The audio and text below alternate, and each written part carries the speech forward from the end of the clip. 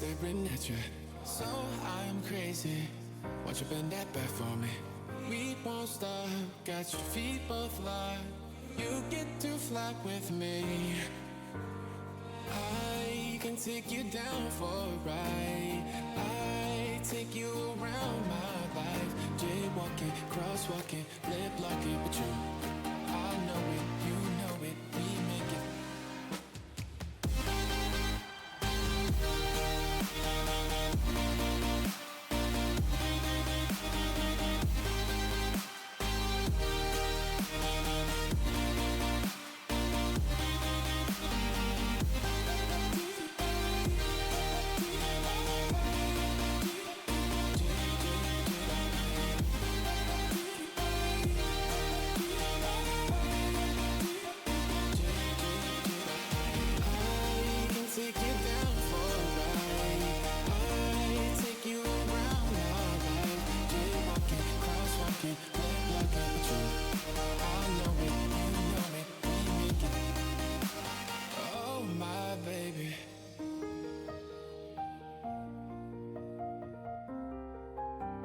So I'm crazy.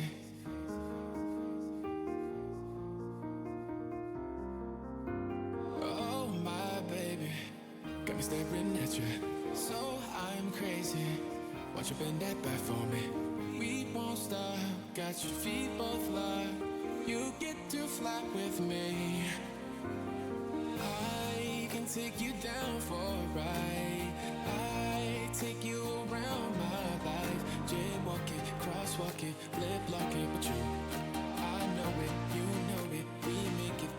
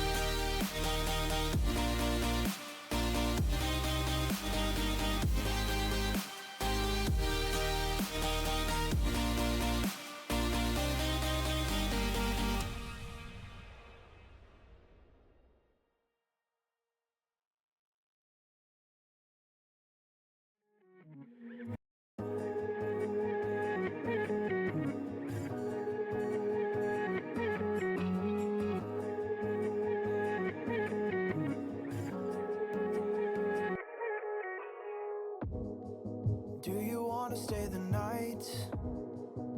'Cause I don't wanna be alone. It's been weighing on my mind for too long, too long. Do you wanna save a life? 'Cause I just really need someone. I've been barely holding on,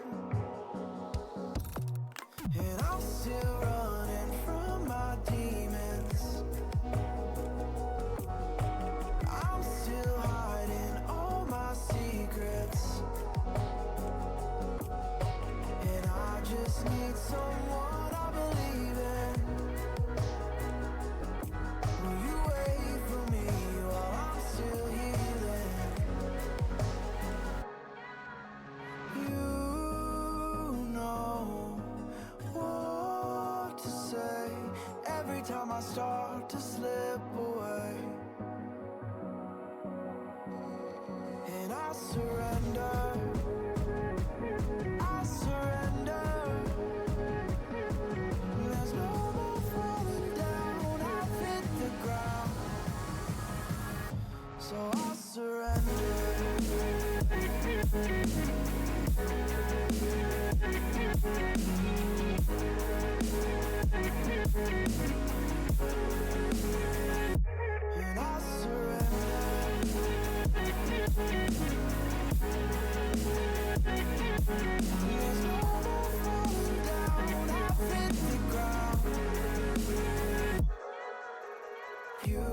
don't owe me anything, but I believe that you can show me all the things that I've been needing. I'm just hoping you give me a reason to go on.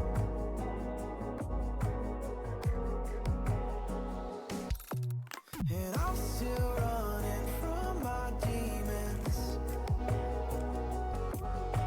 I'm still hiding all my secrets. And I just need someone I believe in. Will you wait for me while I'm still healing? You know what to say every time I start to slip away. And I surrender, I surrender. There's no more falling down, I've hit the ground. So I surrender.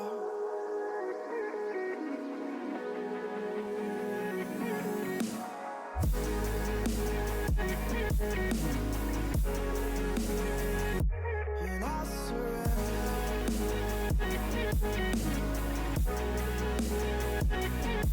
There's no more falling down, I've hit the ground.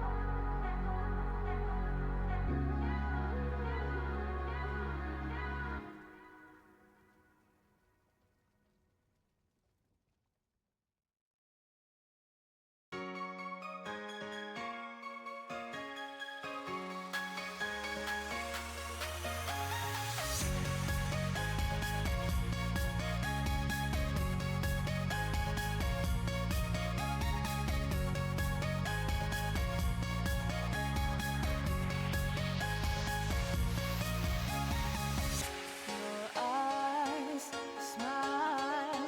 Oh, how I wish that you could be here now in this life. We are together, and I still hope that you'll be mine forever. Even though you're far away, I still know we need to again. We are together.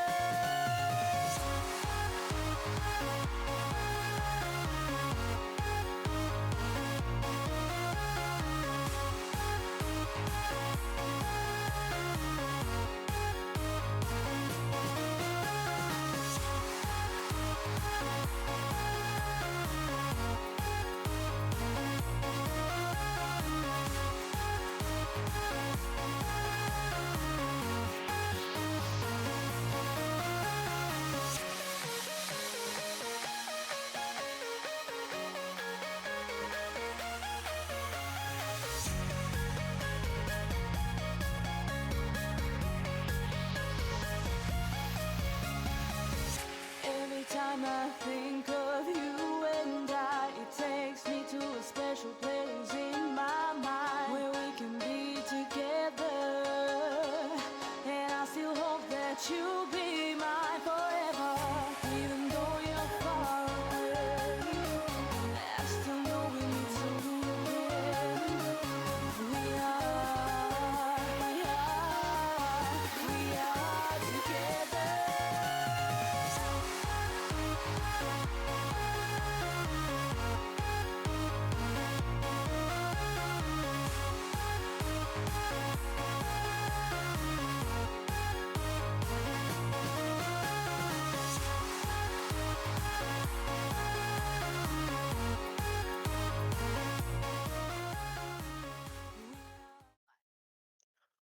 What is up, everybody? Welcome back to Blue Otter Emerald Season 14.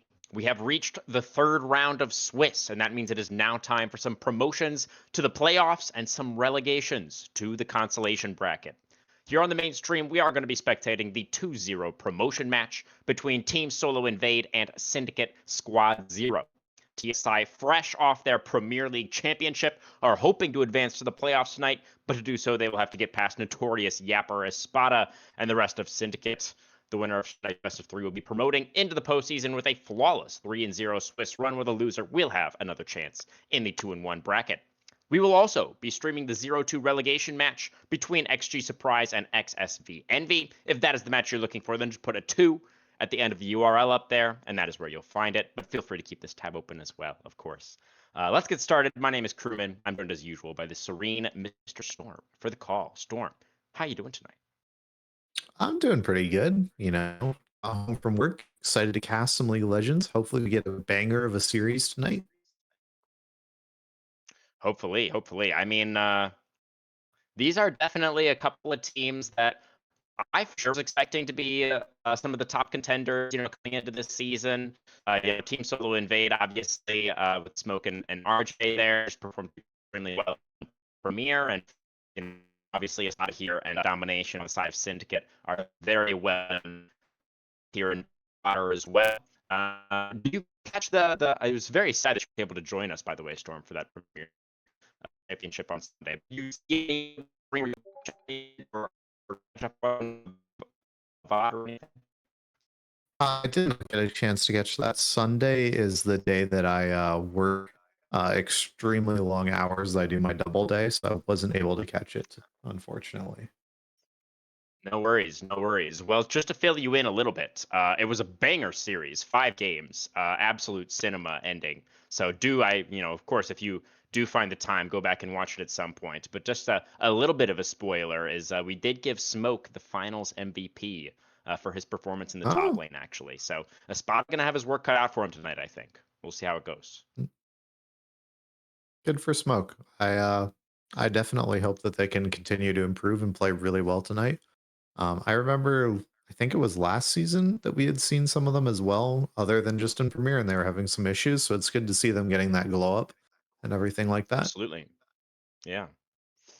Yeah, 100%. Smoke is somebody that, when we saw him, I think he was playing in last season of Emerald as well in season 13. I don't remember exactly what team he was on.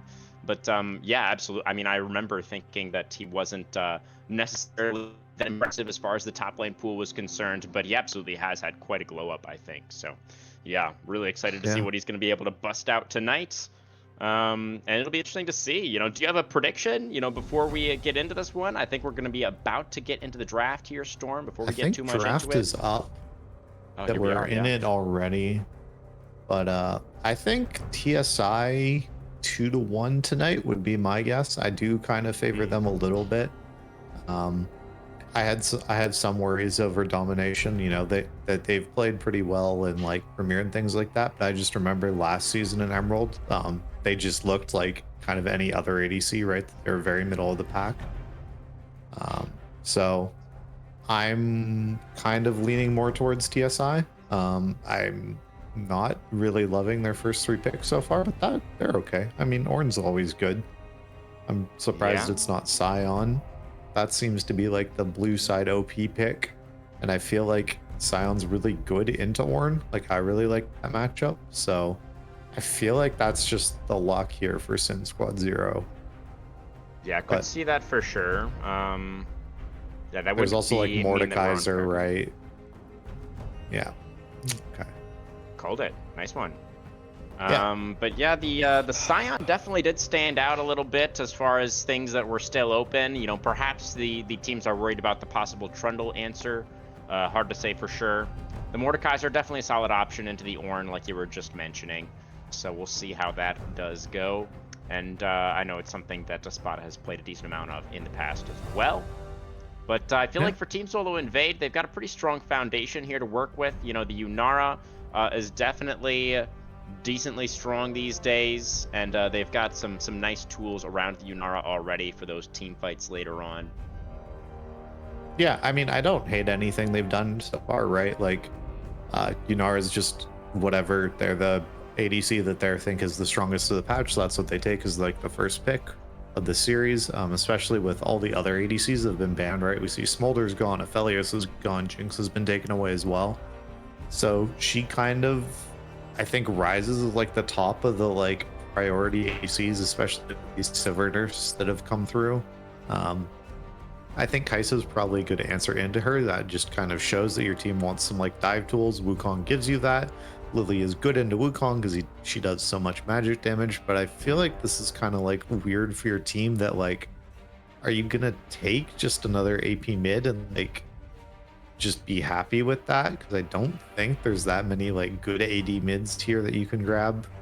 But the enemy team doesn't really have a tank, right? They have Mordekaiser.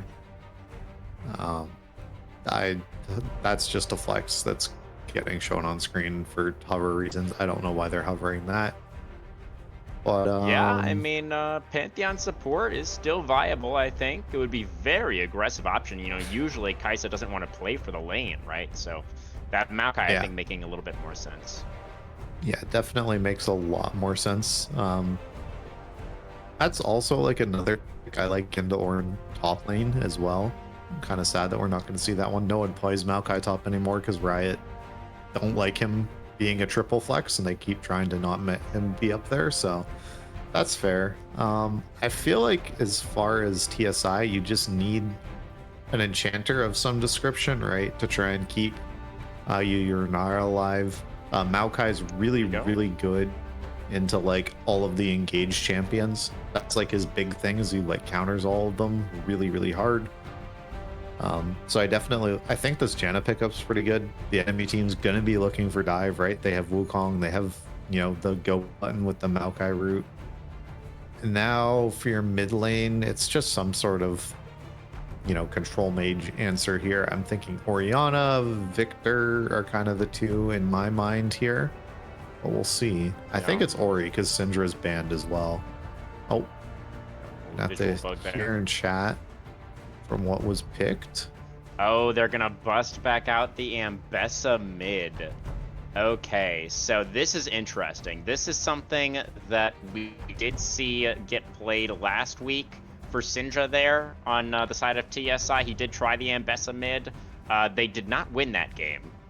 You know, hearing from RJ on Espada's podcast just a moment ago, he did not cite the Ambessa mid or anything like that. RJ definitely felt like it was a gameplay issue in the sense that they should have won that game and just like made some silly mistakes and allowed their opponents to come back into it.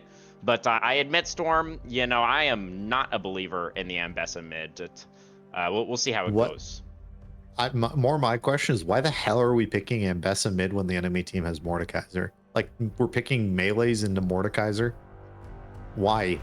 Right? Like, Lily is also super, like, close range. Like, I get that that was picked afterwards, but, like, I feel like you just need tools to, like, not, like, be in range. Like, Wukong's also great into, like, fighter champions and stuff like that.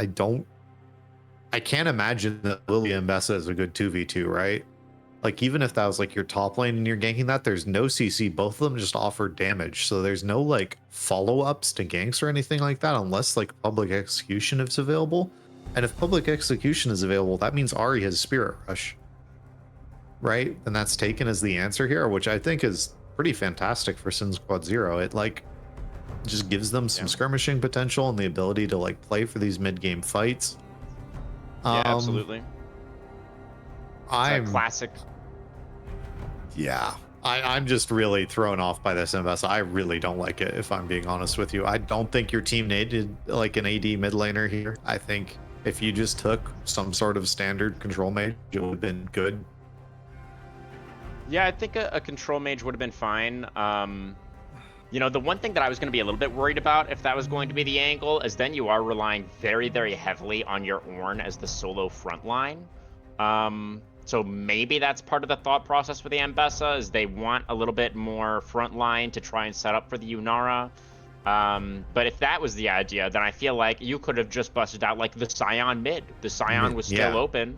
Like you could have just taken that and caught waves at your mid tower for like the first 15 minutes and would have had a much better front line than anything that the Ambessa is going to give you. And on the other side for Syndicate, yeah, I think the Ahri is a great answer there as well. So my webcam is struggling a bit. But the Ahri is like a classic pairing with the Wukong, right? Like you said, gives that massive spike at level 6, so much skirmishing potential, and both of them can set up for the Kaisa as well. So, and yeah, I feel like Syndicate definitely got the better end of this game 1 draft. Yeah, I mean, to me, this feels like a pretty strong win for them. I feel like they have just about like all the tools that you could want, right? That they have locked down for this Lilia with the Maokai W. You know, Kaisa can jump in onto her. Like, she can't just prance away and like keep everyone at bay. Like, very much Mordekaiser can even put her in the death realm and stuff. So like, I don't think Lilia gets to like 1v9 this game. Which I feel like if you're now the solo like AP champion on your team, you really have to, right? I mean, Wukong and you are obviously both going to be power farming, and Lilia is going to outpace Wukong in the early game. But we're going to have to see, you know, can TSI transition this jungle lead into anything? Like, are their lanes going to be able to be pushed out enough?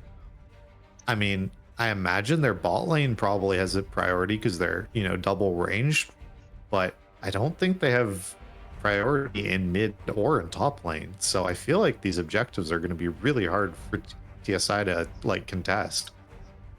Yeah. I mean, I do think that both sides are going to have a pretty big advantage, you know, as far as getting to those objectives first is concerned. Yeah, I mean, it's almost always true, but like, particularly, you know, in this game where you've got the Janna to kind of set up, and then of course on the other side, Maokai, being able to set up with all your saplings and stuff can be really powerful in terms of controlling the space around the rivers. So, yeah, I think your concerns about the lane priority for Team Solo Invade is definitely a big thing that I'm looking out for as well. And I think, you know, you've highlighted the Lilia as potentially having a lot of burden to carry in this game. You know, the Yunara obviously being the other option there. It's, you know, RJ had a really strong performance in that Premier League finals as well. So, you know, I do think there's some potential there. You know, it's a pretty relatively short range composition on the other side, right? Well, maybe the Yunara can get some good value if she's able to start snowballing. You know, that's something we saw last week as well, where it was the 80 carry on the side of Iceborne Kingdom. Koopa, I believe, had that really nice Yunara game where he was able to snowball very effectively. So, you know, if we see something like that, a similar performance out of RJ, that could be another option for TSI to try to get a win here. But yeah, I think the mid-game team fight power of Syndicate should allow them to take control over the game. And, you know, if they play it out well, I think they should be able to snowball towards a victory. Yeah, I'm definitely in agreement with you there. Just through power of the drafts, I think Syndicate should win this game 1. We'll have to see. I mean, obviously, as always, you know, if this game goes late, I think TSI is probably in the lead, right? They have really hard like monster scaling with this Yunara. Their Ornn is going to offer a lot more as the game gets later and later. You know, Lily as well, if she's able to keep in the game and get like power farming, I think that's going to be really big for her. I just think SYN should be able to like really take a stranglehold in the mid game, and I think they're going to be able to start getting into Lilia's jungle, deny her farm. And I really feel like this is a sink or swim game with this Lilia pick here. Yeah, we'll see. I mean, this is the 2-0 bracket, guys, remember. So we're hoping to see some strong performances out of both of these teams as they do look towards that potential playoff qualification. We'll see how it looks, guys, as we get onto the Rift for game number 1. Don't go anywhere.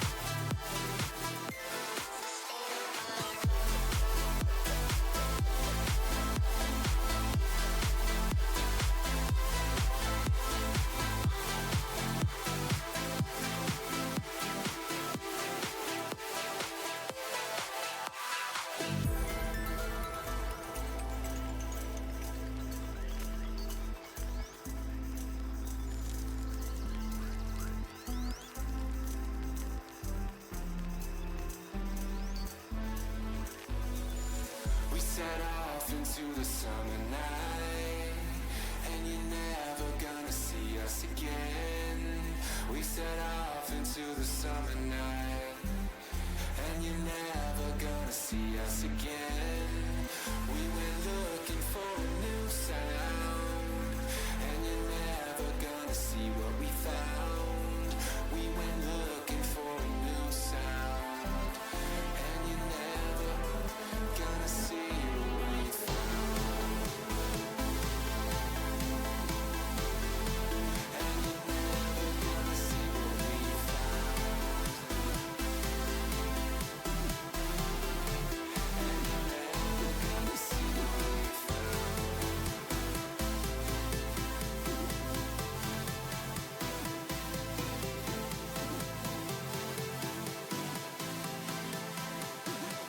And you're never gonna see us again.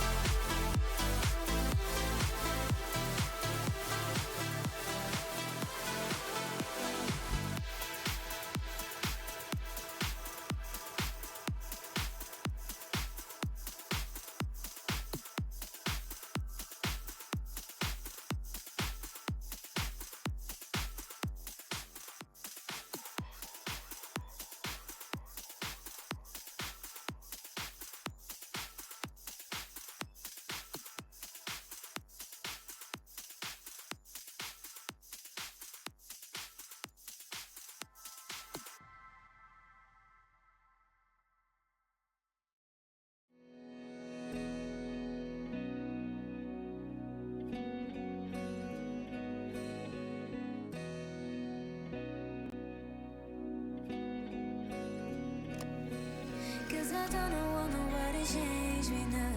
Cause I like to be myself. If you're not agree, you can walk away. You can walk away. You can walk away. Something in my mind leads me then I ain't nobody perfect. Something in my mind leads me then I ain't nobody perfect.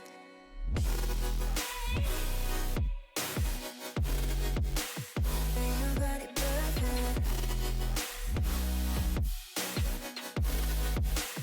Ain't nobody perfect. Ain't nobody perfect. Ain't nobody perfect.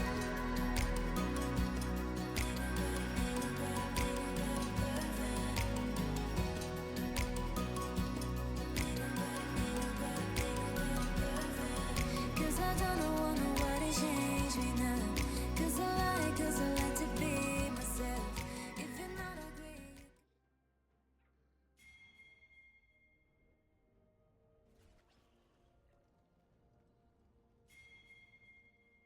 For this first one, and we're going to have Team Solo Invade here on the red. To start us off, the Ambessa Midstorm. Very curious to see how this goes. Yeah, neither of us seem like the biggest fan of it in this current draft. I definitely like the teams innovating and trying to do this stuff, especially when you're 2-0, right? You have lots of room for innovation and kind of even making mistakes and things like that. So I think it's going to be really good. We do see it is just kind of the 5 point right now. Wow, that was rude, CR. That's Uh-oh. the dance off has been officially broken. I hope Bacon gets something for this, but doesn't look like anything. Basic 5 point to start us off. I'm not really noticing anything too interesting in terms of like summoner spells or anything like that. I think it's a little odd that I guess you do want the barrier on your ADC. I was thinking more you might want Ghost just to be able to try and kite back as domination more, but I think barrier also is a fine choice. Yeah, I'm having a little bit of internet issues here. It's recommending I lower a bandwidth, host's bandwidth. I'm not sure how to do that. Do you know, Storm? Through Parsec, is it Octo? telling you to do that? Yeah, that's right.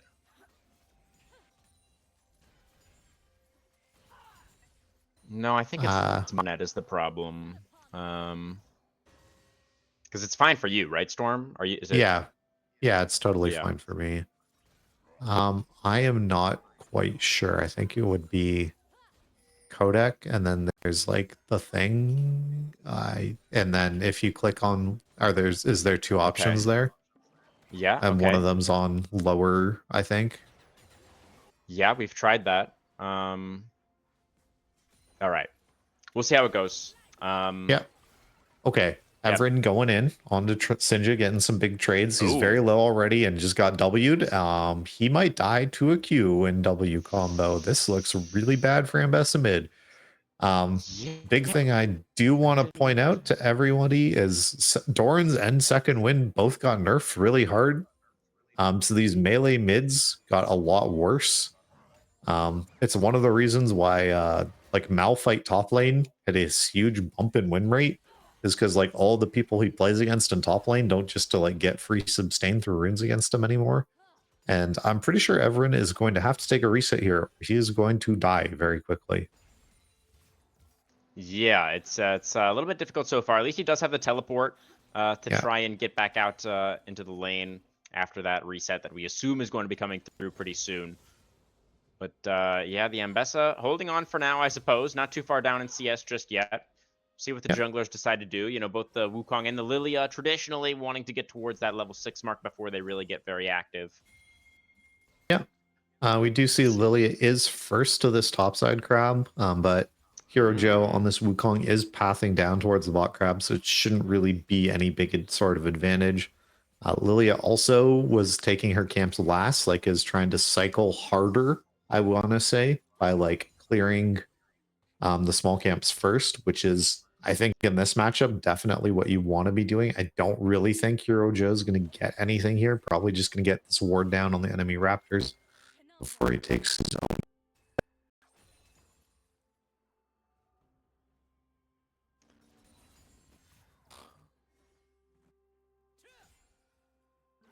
Four 11.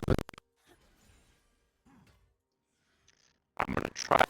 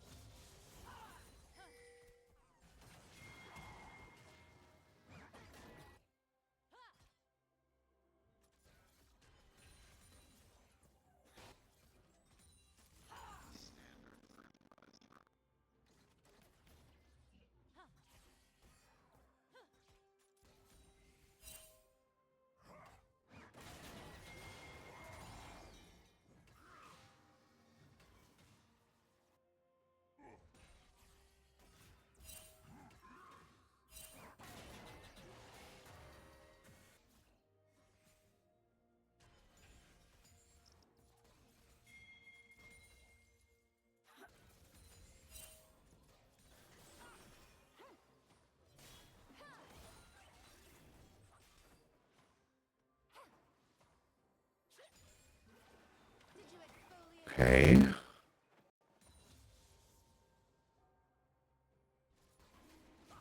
I'm Okay, able so to. yeah. Yeah. I'd rather.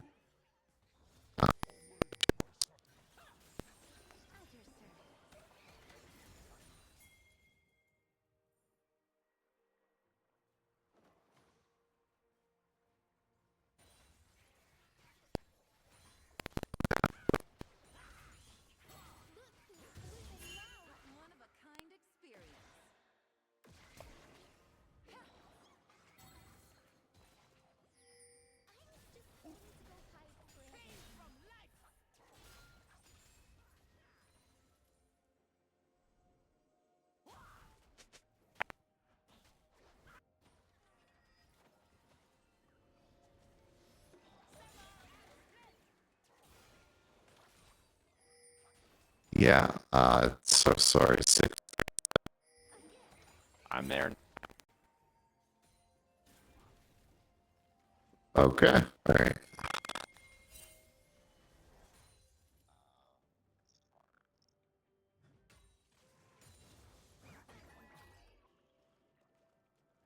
With grace and speed.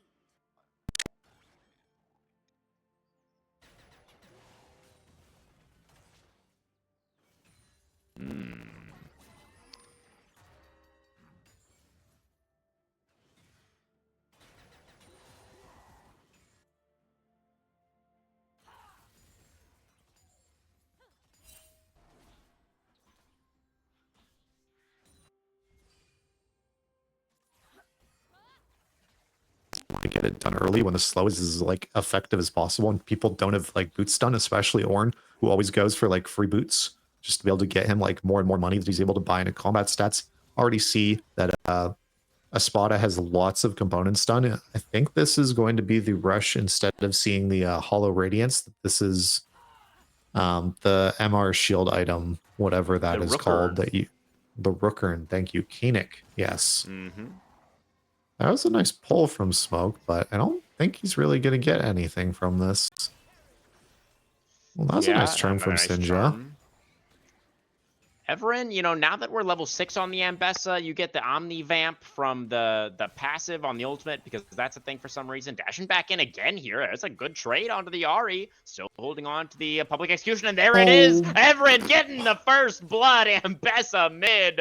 And Syndra, oh, had the flash, didn't react quick enough, and then Everin tries to flash away, but the bonk comes through from Joe. Ends up being a 1-for-1.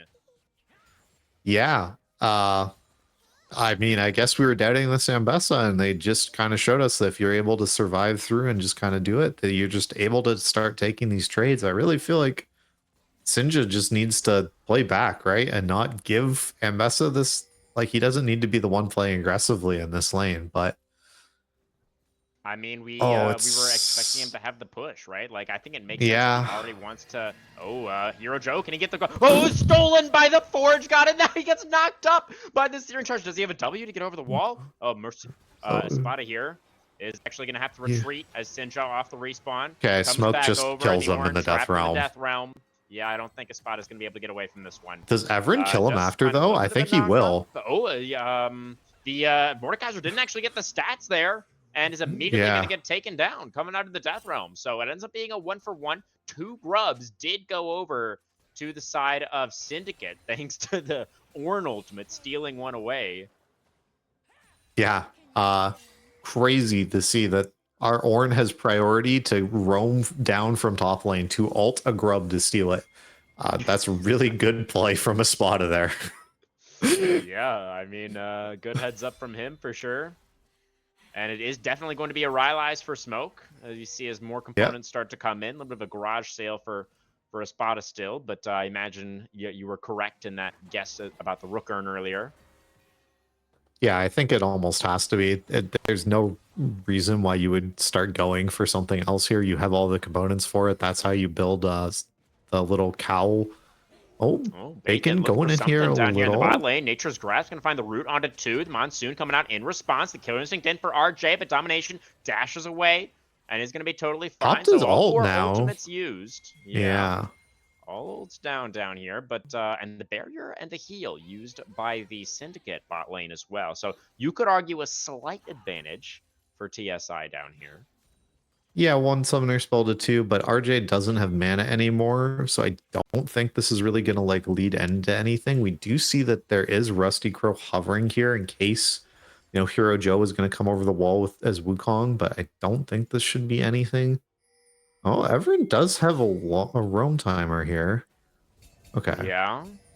But like you said, RJ needs the reset. This should probably be a Syndicate Dragon, you would assume. We did get a teleport back out onto the map for Sinja. Yeah, but Hero Joe is resetting as well as Bacon, so this should just be the dragon going over. This will be the dragons equalized for now. We do see these pings coming through from Hero Joe directly towards the Gromp, and we see Sinja is on his way there as well. I Are they just going to look for the reset when Lilia comes here, I guess? Perhaps. I actually did just realize something a moment ago that I should have probably realized earlier, but I was distracted by my technical issues. But it was Syndra on Team Solo Invade. I don't know if I misspoke earlier, but it was TSI that played the Ambessa mid last week. So, and they're going to catch Rusty Crow in the jungle. The Lilia does manage to flash away. Now the public execution coming out onto Syndra. The Ahri without the ultimate is going to get cut down by Everin. Joe trying to get over to the blast cone. It is a mega cone. That should help out the Wukong. Smoke now on the rotation over. Everin just dashing all over the place, though. The Ambessa is going to be totally fine. And so it is the Ambessa mid getting used against Syndra. His own tech coming out against him. And Everin now has 3 kills. Yeah, this champion looks really, really fair, I want to say. I love playing against Ambessa top lane. I'm glad all of my mid lane friends will get the joy of playing against this abomination as well. Thank you, Riot, for making this champion seem so strong, but Everin is playing pretty great on this pick. I will say that they absorbed the early pressure pretty well, and, you know, only being down a wave or two as a melee mid, like if this was Silas, we'd be like, yeah, this is fine, right? It's like, yeah, that's kind of the numbers I'm looking at to try and judge this. So I think he's doing really well here. Like, and yeah, just all of these shields are just eating all of this poke that Singe is putting up, right? Like the health bar for everyone's barely moved from this like entire trade. Yeah, it is looking pretty comfy right now for that Ambessa. So we'll see. I mean, we were expecting as well. The other big thing, the reason why we were saying we didn't like the Ambessa is because we were expecting the Ahri to have priority, right? But the fact that Everin is now able to just like clear out all these waves, and I feel like multiple times we've seen the Ambessa on first move. There's a nice charm though. But he has the yeah, that was a really big chunk. Yeah, I feel like you just need to like get your mid laner in with this or something, right? Like just have a gank come through. And just like, even if you're just burning the flash, right? Because public execution is now active. Public execution, there it is. The charm's going to miss. Sinjo with the Spirit Rush should be able to get away. Has to flash as well. Oh my god, the flash that's flash from Everin. So close there for Sinja. Okay. Lily is on the top side. Look out for the bowling ball. Watch the bowling ball from the top side. The Ambessa, though. Yeah, the Lilia is just counter jungling. Oh, the Raptors are gone already, actually. Lilia? Okay, well, we don't need a bowling ball from over the wall. That's fine. We'll just... That's fine. Hero Joe's also here. Looking for Everin. Cyclone available for the Wukong. Flash. And there it is. All right. So the TSI jungler, the one to make the impact in mid lane. Hero Joe picking up his 2nd kill. Trinity Force already done for that Wukong as well. Yeah, and it looks like Domination and CR as well just got a kill onto RJ in the bot lane while this whole play was going on. Can we also get a quick look at that tower down there, Pop-Tart? That looks really close to dying for the side of TSI. Okay, never mind. It's at half. Yeah, just... But yeah, really nice kill there for Domination. That is big news. I think the 80 carry matchup is a big one to look out for tonight. Were we talking about that? As either we were talking about it or we were talking about it on the podcast earlier. I think it was more the podcast that was going on there. But you briefly mentioned it about that RJ had a really great series in the last night in Premiere, or sorry, on Sunday. Yep. That was. Yeah, and you were mentioning that Jake had maybe not as amazing of a performance in last season of Emerald, I believe. Yeah, Domination hadn't had the greatest one. Yeah, but off to a nice early lead down there. Yeah, picking up that first looking kill. good so far. Herald being considered right now for the side of Team Solo Invade. They're going to start this one up. Bacon trying to play bodyguard there at the really banana far forward here. Chunked. But look at this Ornal. The Forge God going to find the knockup onto the Maokai. That is going to be the first kill of the team fight. Now TSI trying to retreat. Sigil with the Spirit Rush. Spot is out. Left on the front line. CR getting pulled dead. in. Janna in a lot of trouble. Yeah, trapped in death from the Monsoon to buy a little bit of time. Sidesteps the Obliterate. My God. Smoke's going to come out without the kill. Now the Mordekaiser has to flash away. Herald going to be secured. Everin now very deep. Everin able to just be this far forward? Crazy. He absolutely is. Syndra and Hero Joe just backing away, leaving Smoke to die. That is going to be the objective plus the kill. At least RJ is getting some damage on this bot tier 1, but you have to say Syndicate heavily favored in this trade. Yeah, but Espada's just running this tower like into top lane. Like this doesn't get a tower or anything. I don't know if Well, this is a kill or there's the anything. Cyclone out from Hero Joe. Gives you I a think lot they of might be able movement to get it pretty speed. early on the Bellows Breath there for Espada, and that means he does not immune the second knockup and is going to get cut down by the Wukong. But the Dragon alive on the other side of the map, and they know that Joe's on the top side with no ult now. So see if Syndicate can move in here to get this. Starting it up now. Should be theirs. Bacon hanging around the area, but I think there's much as support Maokai can do. We do see a teleport back out for Sinja. And also Smoke moving down. Has the Mega Blast Cone. Doesn't have the Death Roam available again quite yet, though. CR doesn't have ult, going to come out. CR gonna die to the That's a Ahri. root on The Ambessa. Dragon does get secured by Rusty Crow, and now that's Ambessa cut down as well. Domination's trying to make just something getting happen, but surrounded by everybody on the side of TSI. That's gonna be 3 kills over to them, and this game really swinging back and forth. Yeah, the pendulum's fully now, I think, on the side of them. It is worth mentioning, I think, that feats have gone over. That is, I think, pretty big for the side of Syndicate Squad 0.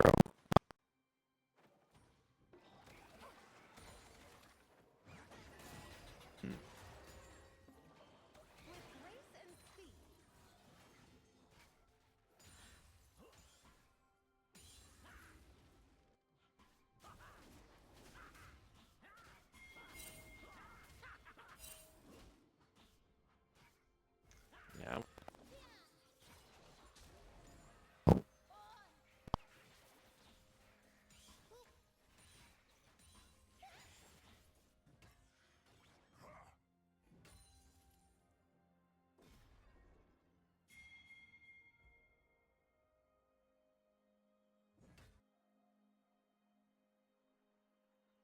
Yeah. Yeah, and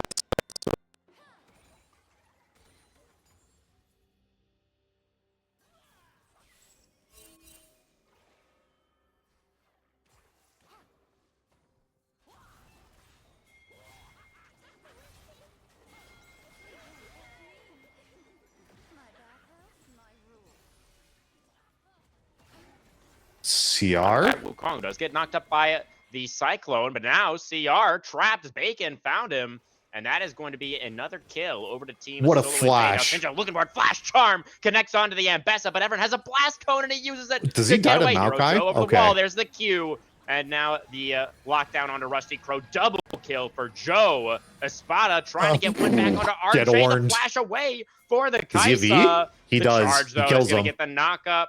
And RJ, oh, the Q. All right, for Espada is going to get the job done. Now, can he get back underneath the turret is the question. I Wounded by the don't think Mordekaiser. so. The answer is indeed no. And Hero Joe is godlike 7-0 on the Wukong.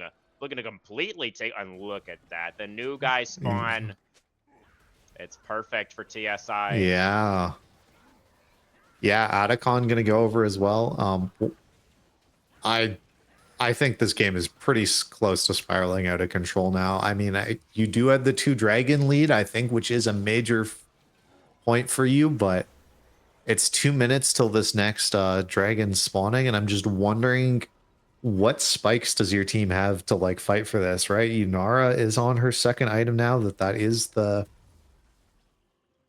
sorry, the Runan's finished, but you know, that's parity with RJ, and I feel like that's probably like one of the strong points of your team. I don't think Espada in this top lane here has enough like armor or anything like that to be able to get into this fight that Hero Joe is going to be so strong against him. And here's the question now, right? Is Everin had that really fantastic mid-game spike play, but is he going to be able to continue doing it? Because in a straight 5v5, I don't know how impactful this Ambessa is going to be. You know, sure, you can get a public execution off of a Spada's ult or something along those lines. But I don't know in a team fight how he's going to be able to like play on around that otherwise. That's a pull-in. Espada going to get put into the death realm by Smoke, looking for the 1v1. Mordekaiser leveled down at the moment. I don't think he has the damage to actually zero out the Ornn here. No, and out he does comes the not. Mordekaiser. Has to flash away from the call of the Forge God, going to get put to sleep by Rusty Crow. And it's going to be the side of Syndicate that brought enough members to the party. They take down the Mordekaiser. That's kill number 3 for Crow on this Lilia. 45 seconds, though, until the Dragon. That Lilia ult is not going to be back. And look at what's happening in mid lane. That's a tier 1 down. Looking for the tier 2 now is TSI. Okay, Oh, public that's execution gonna come going out in? from Everin.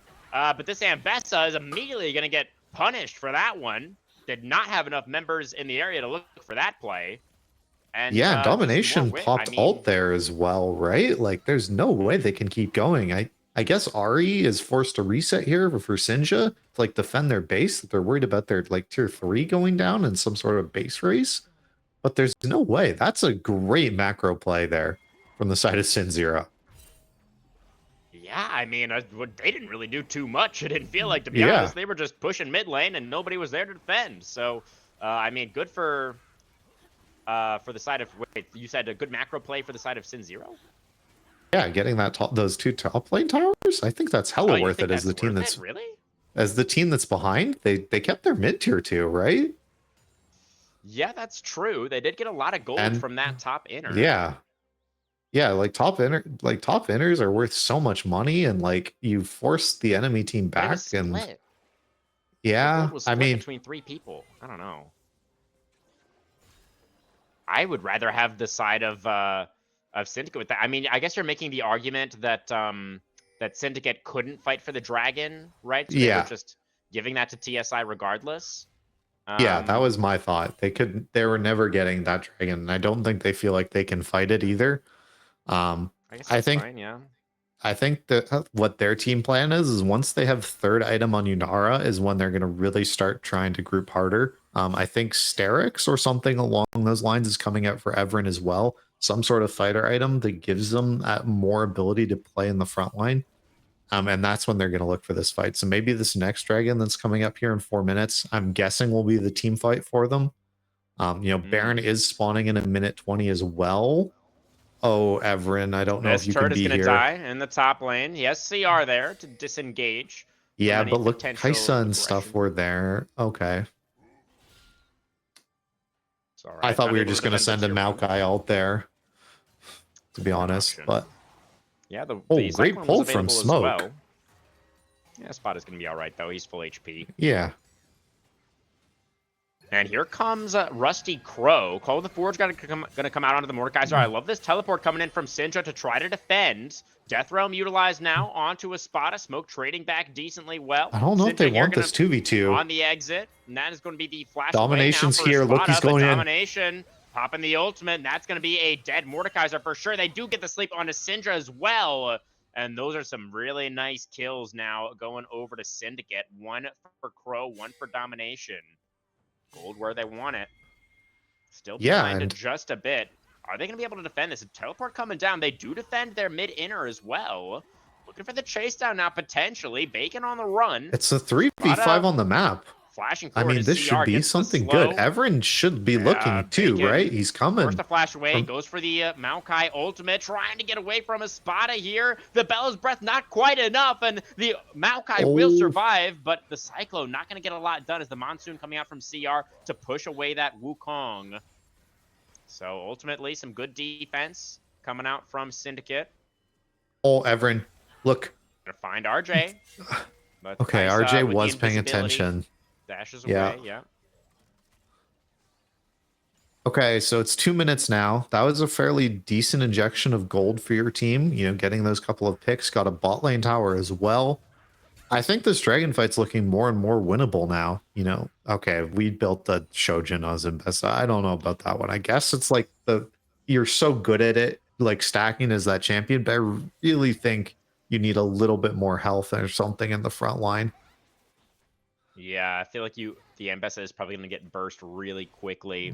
With Yeah. this build, you kind of have to be like secondary engage, right? But it's your only Yeah. other engage is like Ornn. We'll see how the fight ends up looking. But yeah, I would have liked the Sterex more as well.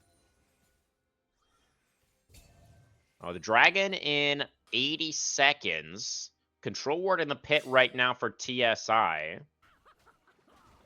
Scuttle Crab currently available.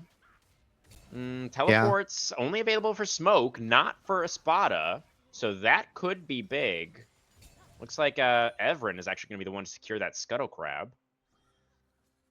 Yeah, I do think like the point I do want to bring up, right, is Baron is on the table. This is only sole point, right? So if a team really starts getting there too early, like, you know, if you were there and like the whole 5 team was there, that is the call that you can just look to flip it and go for Baron. But Everin has About RJ to running at collapse him. I onto. don't think Um, this is going to be anything. Okay, and we see Espada is moving down here on this Ornn, has already started getting a couple of these Ornn upgrades here. Gonna get this first one finished now for domination ahead. So we're 3-item Unara. We have our Ornn alright. upgrade. This should be a really big fight for domination. They're gonna be the one I'm looking at this whole fight.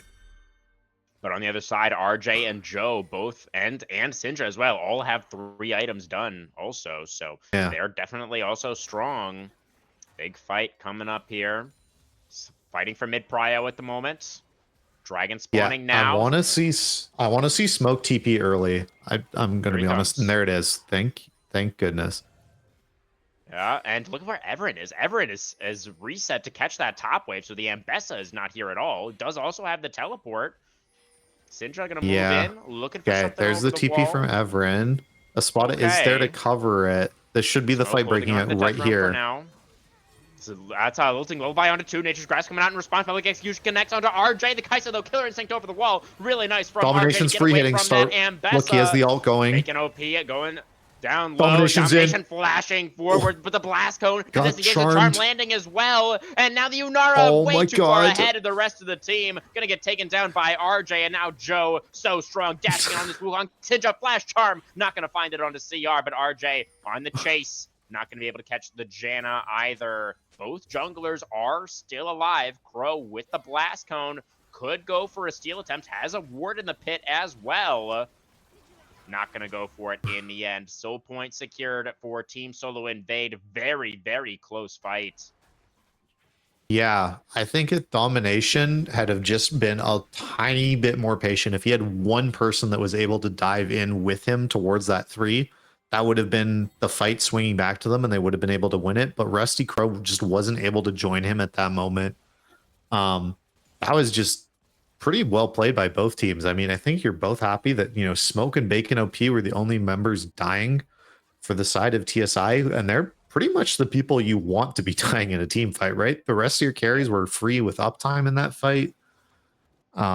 It's just going to be now, can you keep getting something, right? Are you going to play really for the soul? Do you think your team's going to be able to keep going it? Because I think Hero Joe is at the strongest he's ever going to be right now. He's got the 3rd point in the ult. He's 16. He's got these 3 items. I think this is the strongest Wukong's ever going to get. So we need to see Hero Joe continue to make these big plays. I think he's done well so far, but I think the pressure's really on him right now. So we see right now TSI are starting to look for something. Everin in the side lane going to get found by Joe, and that Ambessa just not nearly tanky enough to survive. Yeah. I don't know if there was ever any way to be tanky enough to survive that one, to be honest. Wukong ult committed though. It's only the 1 pick. It looks like they are going to start up the Baron, but Syndicate's still going to move in here to contest 4v5, and Syndra actually not there at the moment. Called the Forge God, going to come out, going to find 3 That's a big knockups with ult. that Ornn ultimate, but the Maokai ultimate in response prevents the side Yeah, but they of peeled Syndicate them off with following up just on that one. this ult. That's That was true, yeah, that's the main fantastic. thing, yeah. Yeah, you're But just Everett's you're still not so alive happy for with that 15. now. Yeah, Syndicate, they're not going to, or TSI, rather, they're not going to push their luck. They're not going to go back towards the Baron. And now mid-prio for Syndicate, as they look to take this mid-inner, they will not quite get it. They will fall in the Minions end. got it. Blast Cone, Super Blast Cone, Spada. hunt a spot Oh, away. the charm lands on a hit. domination! Oh, it's tragedy! Syndra now looking with the Spirit Rush. The sleep onto 3, though, means that the Ahri is not going to over-aggress. Just back to That is Baron. so sad, though. The Blast Cone for Espada got him out of the way and allowed the charm to hit domination. The betrayal. Yeah. It's one of those things that you're ADC playing support and you see a thresh hook coming at you and you go, it's fine, my support takes this, and then they flash it and you die and you go, what the hell, man? All right. Definitely had with those the same ultimate. vibes. Should be able to prevent this from being a 50-50. There it is. Puts the Lilia in the Death Realm. No smite fight Can happen. Hero Joe now with the Cyclone. He's looking again. Rusty Crow comes out of the Death Realm and immediately gets knocked up. But the side of TSI are a little bit split here. It's going to be 1 kill onto Smoke. All the Forge God onto Sinja. The Ari alone. The Wukong ultimate, though, is massive. Finds a knock up onto everybody. The Ari able to dash away, staying alive for now. Off But on the side. And RJ's just RJ free untouched. hitting. Just free hitting Look at him onto just everybody. melt through. No threat on the Kaisa whatsoever. Everin going to be the next into the meat grinder as RJ picks up the double domination, returning to the mid lane to find most of his team in the death chamber. I don't know if they can end with this Baron, but it should for sure secure them their soul here now. And that'll probably be the game, I imagine. That's a huge wave coming topside as well that they get to collect as now. So that, oh, okay, we already got our Seekers. I was about to say that should be Seekers finish for RJ if he goes to collect that in the top lane. Just going to leave it instead for Smoke, who's coming out of the Death Realm. Top laners deserve gold too, everyone. Debatable, but I'll let you have it for now. Okay. Yeah, 1 minute on the Dragon, and you called it.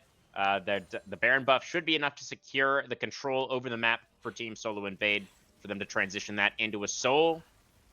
But we'll see how effectively they're able to close this game out from here. You know, they definitely do still have to respect the Yunara, and Rusty Crow is level 16 now as well, with his own Seekers available, but... Yep, stopwatch check TSI. before the fight is. There's just those 2 available to you, right? There's nothing for... Oh, Arya has 1 as well, so that's 3 that we have to keep an eye out on.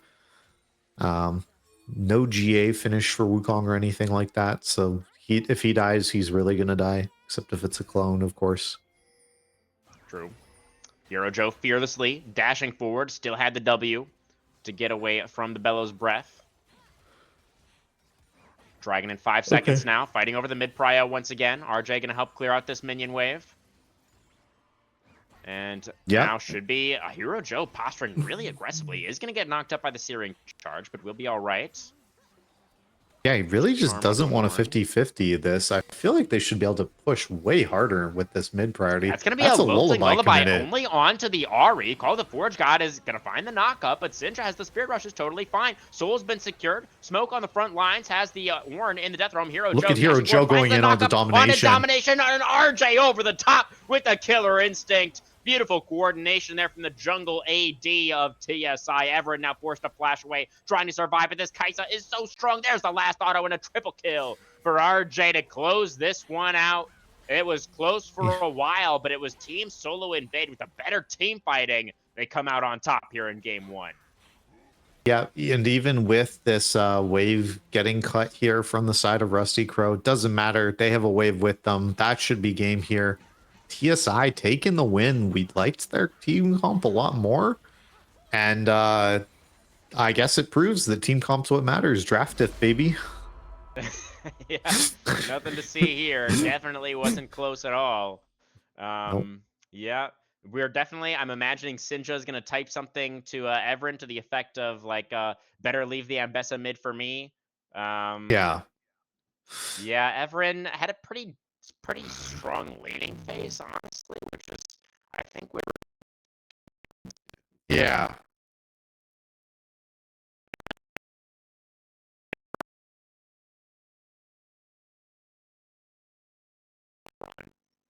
Yeah, I just feel like all the problems I have with like Ambessa, like, oh, you've picked a fighter top lane and you're like, you're gonna do so good, and it's like, this is the same thing as you just picked Riven mid, right?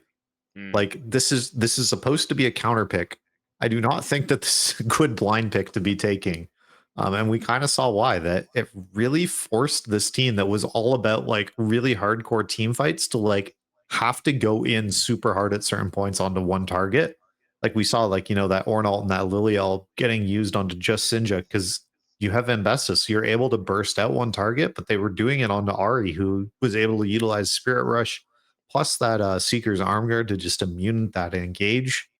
Do you have a player of the game for yourself? I feel like you're leaning towards Hero Joe here pretty hard. It's got to be Joe or RJ, but Yeah. I think I would lean a little bit more towards Joe for being the situation as RJ, who did a great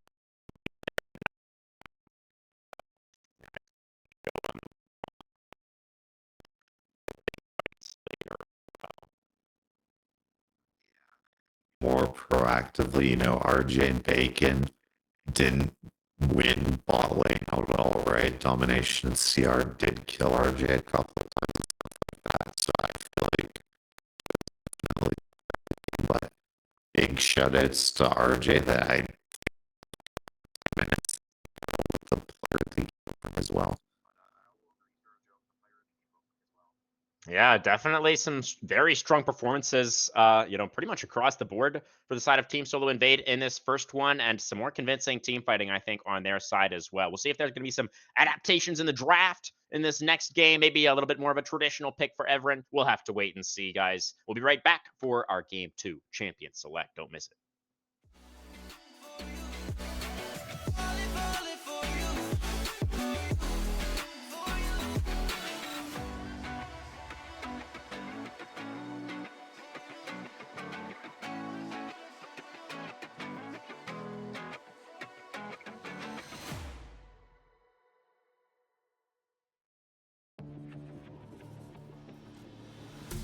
Fallen one too many times, feeling like it never ends. Back again, square one. Tried to leave myself behind, looking for a better place, not to stay alone. Gain our trust and you chose to break it. Ask for truth but you only fake it. Thought you said what we had was sacred. It's all lies, all lies. I was broken and isolated, but inside held the fire waiting. Not a word that you say can save this, so don't try, 'cause this time you crossed the line.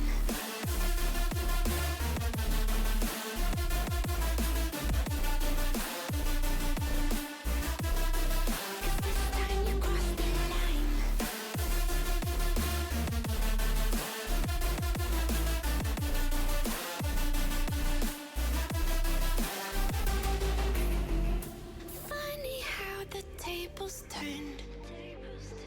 Didn't think I'd go this far, but here we are, the end. Now you're just a lesson learned, a slowly fading memory, so I can breathe again. Gain our trust and you chose to break it. Ask for truth but you only fake it. Thought you said what we had was sacred. It's all lies, all lies. I was broken and isolated, but inside held the fire waiting. Not a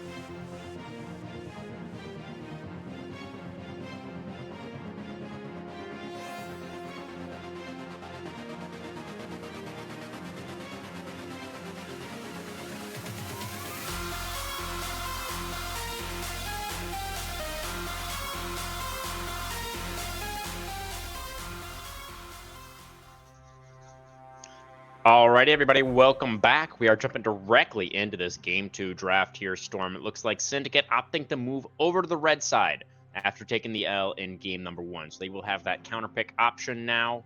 What do you think of that choice? As a top laner, I believe in red side supremacy. Give me 5th pick every game, baby. I win all of my solo queue games on red side and I lose all of them on blue side. Please, Riot, just keep giving me red side. uh, I swear to God, it is a miserable experience blind picking top lane on blue side, unless you are literally like picking Scion, just like you're like, oh, I wonder, as long as my opponent doesn't pick this, it'll be fine. And then you're like, oh, they picked this, and my lane is now horrible. Okay, so we banned all of some of the really good Scion counters and then gave the enemy team Scion. What the hell are you picking now? And Mordekaiser obviously gone as well after being played last game. So is the Ornn, so you can't even really match with the scaling tank strategy. What, an Ambessa even is gone as well? What is left into the Scion? Maybe it's finally time for the Trundle top angle. I think Mundo top is good into Scion. It's one of the few things that I like into him. Cho'Gath also is like pseudo good into Scion, but it depends how good the Scion is, because if he knows, well, and how good the Scion's internet is. I'll also preface that, like, because you can react to all of Cho'Gath's like abilities of wind-up animations to them, right?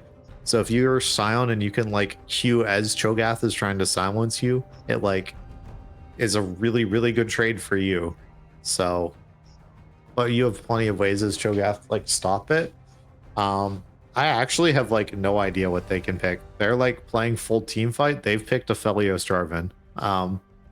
Why we have picked Jinx into Jarvan, the world may never know. Well, the Jinx is definitely something we have seen RJ play before. Yeah, I hear you that it's a little bit scary into the J4. Obviously, Jinx doesn't have a great way of getting out of that Cataclysm, but she does have a really nice front line in the form of the Scion and the Xin Zhao as well. Yeah, I mean, it's a strong team fighting composition, and you know it could potentially be difficult for other people on the side of Syndicate to follow up on that Jarvan engage, assuming that RJ is playing far enough back. So definitely going to be a fine line for the Jinx to walk this game. Not going to want to walk up too far. You are just going to get Cataclysmed and most likely die. So we'll see how it goes. Oh, I think Milio is really, really good here for either team. Okay, we're picking Aatrox. Into the Scion. Yeah, this is something that we have seen brought out as a counter pick before as well.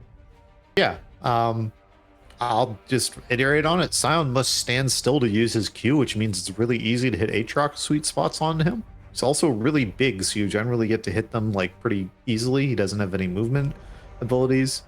It is just kind of one of those things that like Scion's gonna go down 20 CS. He's gonna lose this lane, and then team fights are gonna start, and then we're gonna have to see how good Aatrox's hands are. Right? Are you able to navigate in a team fight when the enemy team has a tank and you have a Jarvan who's going in and causing engage and stuff? Like, how are you going to get past Xin Zhao and things like that? I'm amazed with how fast those round 2 bans went through as well. Both these teams immediately knew what they wanted gone and basically didn't just said, nope, these are out of here. They didn't have any respect. We see a lot of mid lane focus coming in here. Quay noticeably is still available, I think, is like pretty potent. Lulu gonna get taken. Well. Yeah. Lulu, a classic pairing with the Aphelios. You are denying it from the Jinx as well. Seraphine being considered another champion that we have seen be very vulnerable to Jarvan engages. Yeah. Really hate that pick. Please don't take that one. Even if it's mid lane, I hate it. Yeah, they clearly want some kind of enchanter alongside the Jinx, and so the Seraphine is going to be the option. And now we do need to see the blind mid pick over here for Sinja. I imagine it's just going to be a control mage. It's pretty standard team fighting composition that we have here for the side of Team Solo Invade, kind of their bread and butter. Yeah, I'm guessing it's Ori, right? You've banned away Syndra and LeBlanc, who are like 2 of the counters. You have Ball Delivery and Xin Zhao and Scion. Aurora? Okay, sure. Okay. That's just like Aurora, higher burst. Yeah, and better at getting out of cataclysms than Oriana is. Yeah, Maybe that's part of the that's thought fair. process. Yeah. And now the counter pick, of course, in the mid lane, going to be going over to Evren. Pulled out the Ambessa last game. Are we going to see something else spicy? They could just go for a nice team fight composition as well if they want to draft another mage side of Syndicate. And there's the Oriana. All right, so the Oriana Jarvan combo also really, really nice. And the fact they have the Aphelios as well. Some really strong scaling carries, but yeah, the Scion, the front line, feels like the main difference between these two compositions. Yeah, so I feel like this is the game that you are playing as Jarvan, that this is an R in, EQ out.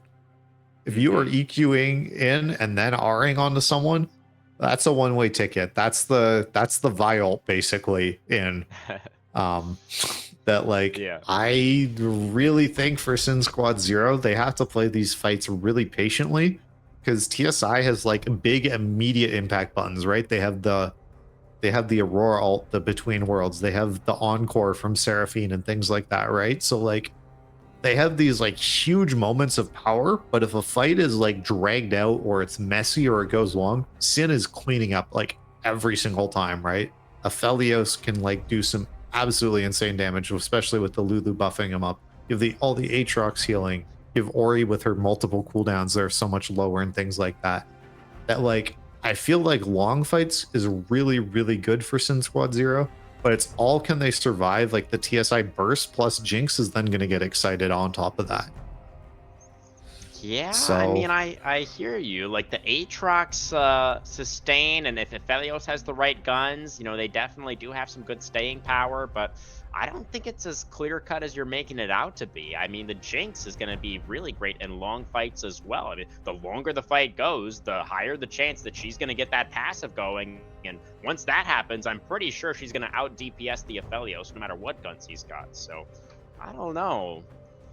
I feel like for the side of Syndicate, I would almost lean the other direction for their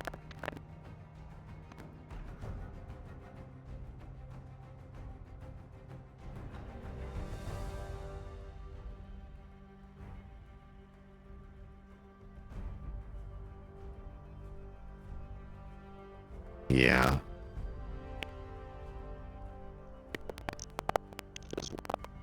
Yeah, that's more my thought is I don't think Sin has enough for Jarvan team fight combo.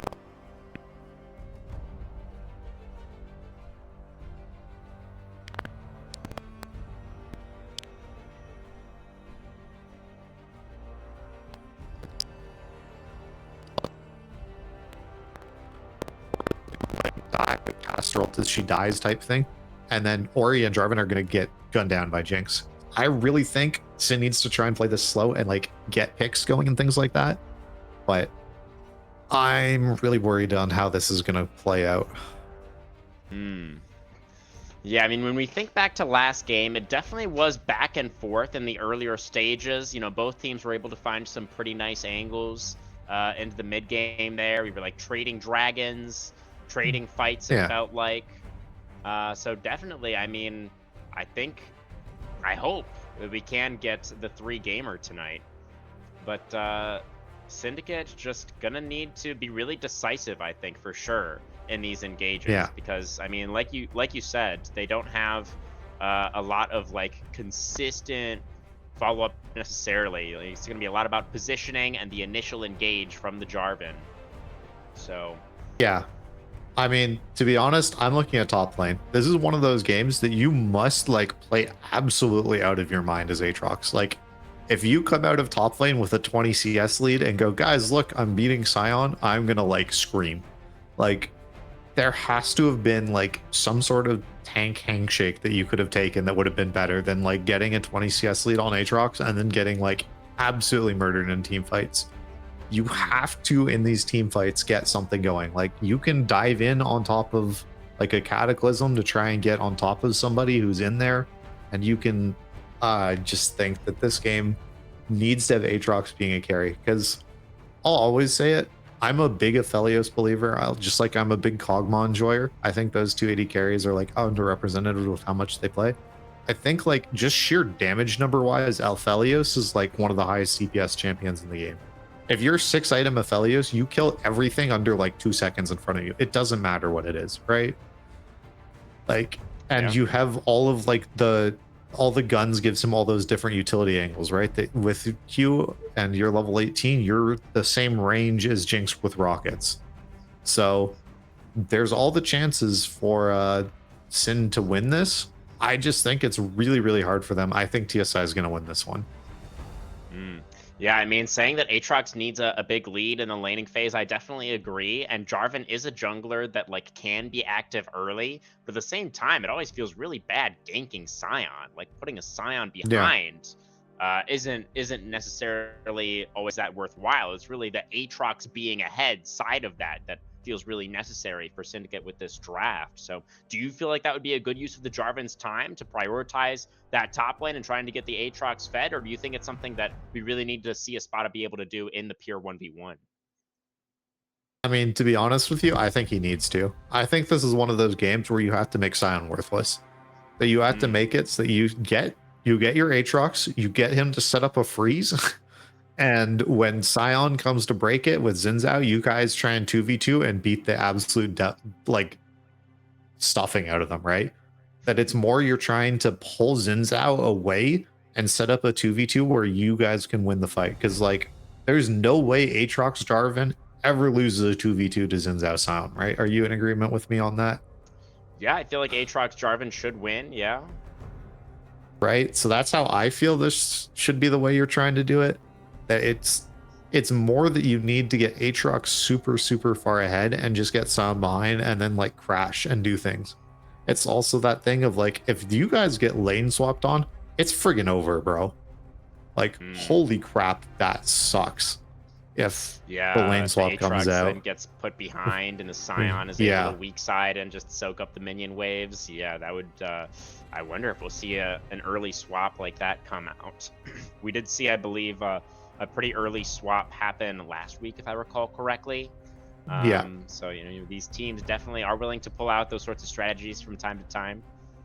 So we'll see if anything like that does come through. But a lot of power picks, particularly on the side of Team Solo Invade in this Game 2 draft. Syndicate had some moments in Game number 1. They're going to need to be a little bit locked in, a little bit more coordinated here in Game 2 if they are going to be able to tie up this series. Playoff berth on the line, guys. Don't go anywhere. We'll be right back with Game 2.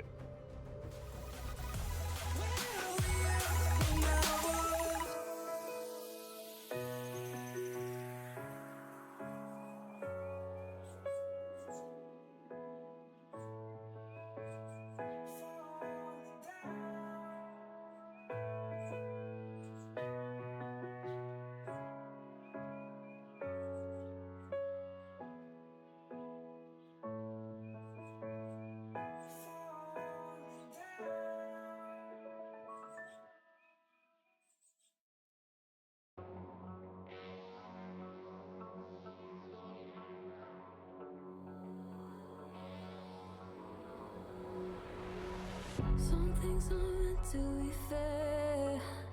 I know you left me down and out, and now the river is red. Got that hit on your head. Should've buried your dead. Should've listened to me and said, oh, how little you know.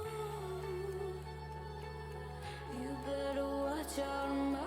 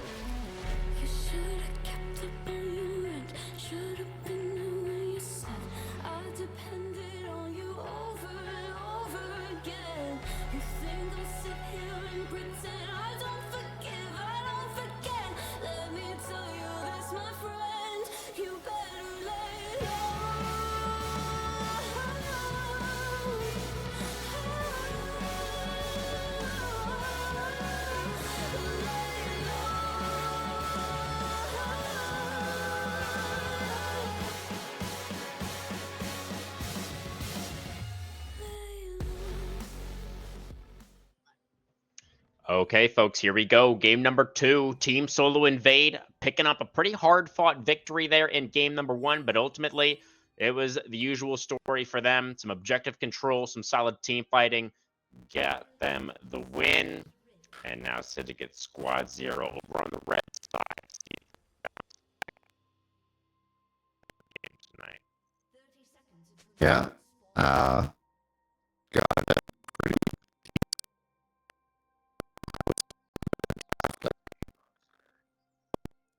That's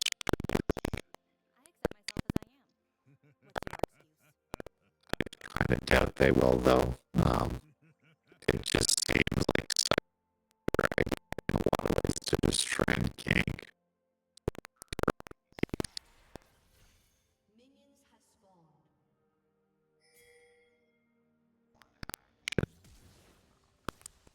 Okay.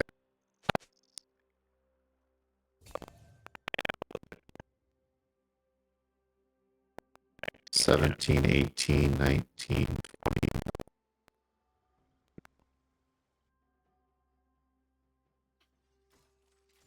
So there is no top lane ganks happening.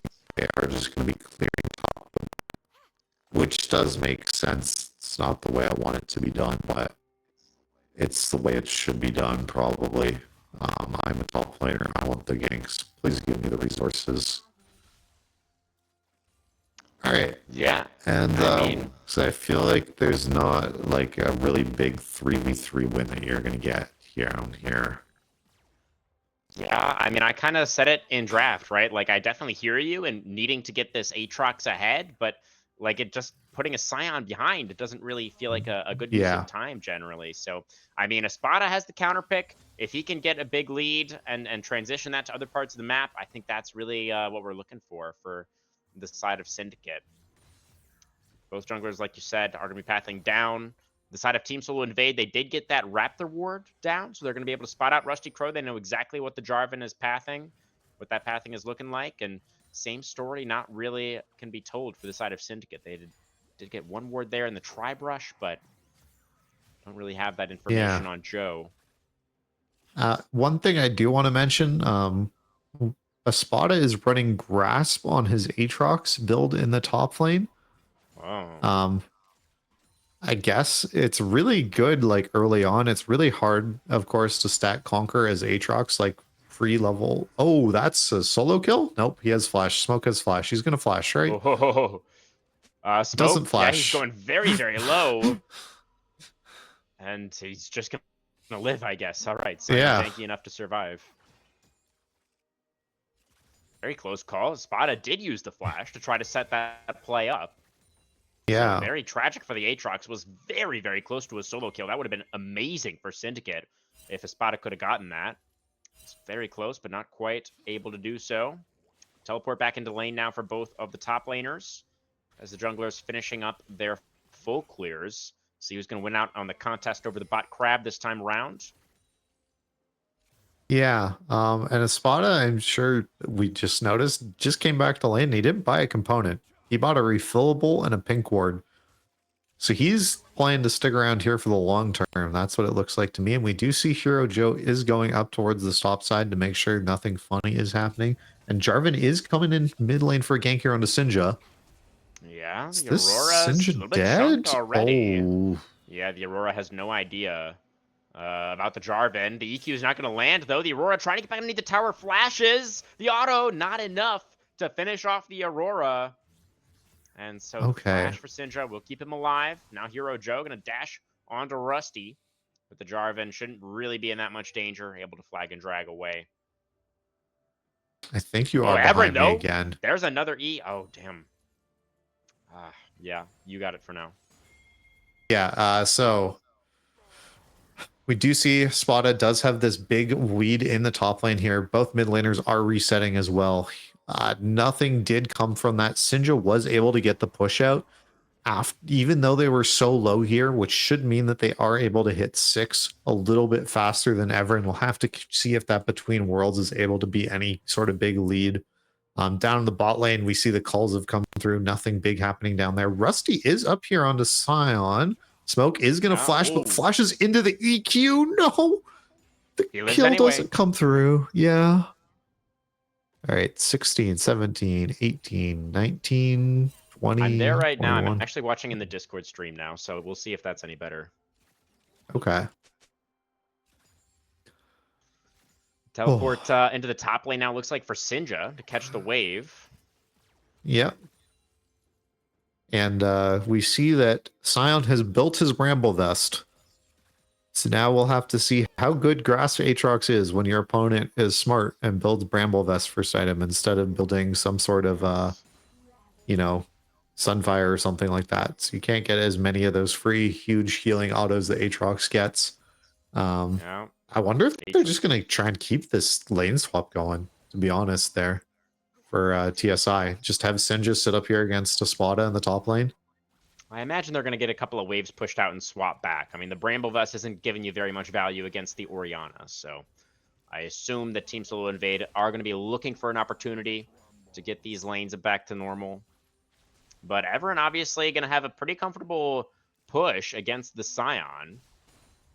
Here comes the Aurora. At least Sinja was able to get that top wave pushed out. So now we're going to see another reset, it looks like, for Smoke. Or just a move back up. Yeah. Dragon, meanwhile, looks like it's getting taken. Yeah, I was going to say Rusty is able to start that.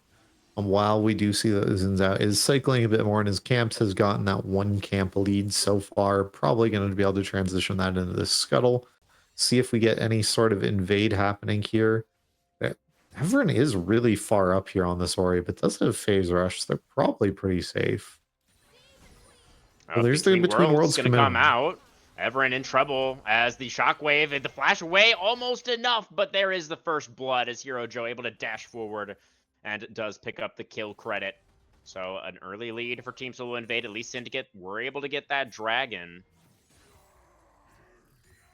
So top lane, remember how I was talking about I wanted to see a really big CS lead and never mind. Joe gonna find a big chunk, not quite able to interrupt the flag and drag. If he was able to time that knock up with the Q3 to get Rusty Crow out of the EQ, then could have been a kill for the Jin Zhao, but Rusty will survive. Gonna be complete topside prio with the grubs coming up soon. So it should be a trade of those early neutrals. TSI can look towards that topside objective. See Rusty looking for some camps to counter jungle, anticipating that topside prio, but not really too much here for the Jarvan to find. Looks like he gets some Krugs at least. And could potentially wrap around onto RJ and Bacon down here as the Jinx and Seraphine are pushed up very far at the moment. Yeah, I feel like that should have been a look for them, but not wanting to. Like, Aphelios also has purple guns. Like, he can CC after the flag and drag as well, even if they flash. Yeah, I guess Rusty was pretty low, so maybe he was just worried about getting burst down if he went for a play down here. And he is now going to be able to get some of these camps as they did respawn for the Jarvan to take. Is a slow onto CR. A lot of damage now on a domination. The Encore connects as the Aphelios getting chunked down. Does toss out the Moonlight Vigil for a little bit of return damage, but has to flash. Now here comes the Jarvan. Going to be Cataclysm on a Bacon. Nice flash, though, from the Seraphine to get out of that one. RJ trying to kite forward, but now the Jinx running very low on mana and already used the ultimate. So it's like just a trade of some summoners down there. But the grubs did go over to Joe in the meantime. Espada looking for the smoke onto Smoke. As the Scion with the ultimate. I think the Smoke's just going to ult out. Yeah. And he does, yeah. Well, we have a 3 CS lead top lane. That's less than I was hoping for. Less than half of what I hoped for. Yeah. Oh, dear. Yeah, see if some more riders are going to be able to join up with Espada in that top side. But, yeah, looking pretty dire. I don't know how they're going to be able to face the might of Mordor with just that small CS lead. Yeah. Interesting to see that our Scion has bought 3 longswords. I'm pretty sure I disagree Titanic, with maybe. this. And yeah, it's Titanic for sure. I'm pretty sure I hate this in just about every way, man. Your team is so much damage. Why are you trying to 1v1 Espada? Yeah, I agree. That does seem a bit weird. Like, just be tanky. Just be Scion. Yeah. I feel like that's really what the main thing we're looking for him to do, but it's all right. You know, maybe some lane priority is, you know, I guess if the Aatrox can't push, then what can he do? Maybe that's the thought process. Yeah. We're trying to neutralize the one advantage the Aatrox should have. Yeah. We'll see how it goes. Dragon number 2 in 90 seconds. Relatively slow early game. You know, just the 1 kill so far. Hard to say who Yeah. this really favors. There's some pretty strong scaling on both sides, but I guess if I had to choose one, I'd probably say the TSI are happier with the slower early games. They have the SYN stacking up that health bar. Yeah. When your top laner kind of infinitely scales, quote unquote, it's probably pretty good that he's having that there's a slow early game going on. Yeah, I would definitely say, especially, you know, you've Jarvan. We've always kind of talked about this on the cast that Jarvan's definitely a champion that you need to do something early if you're playing him.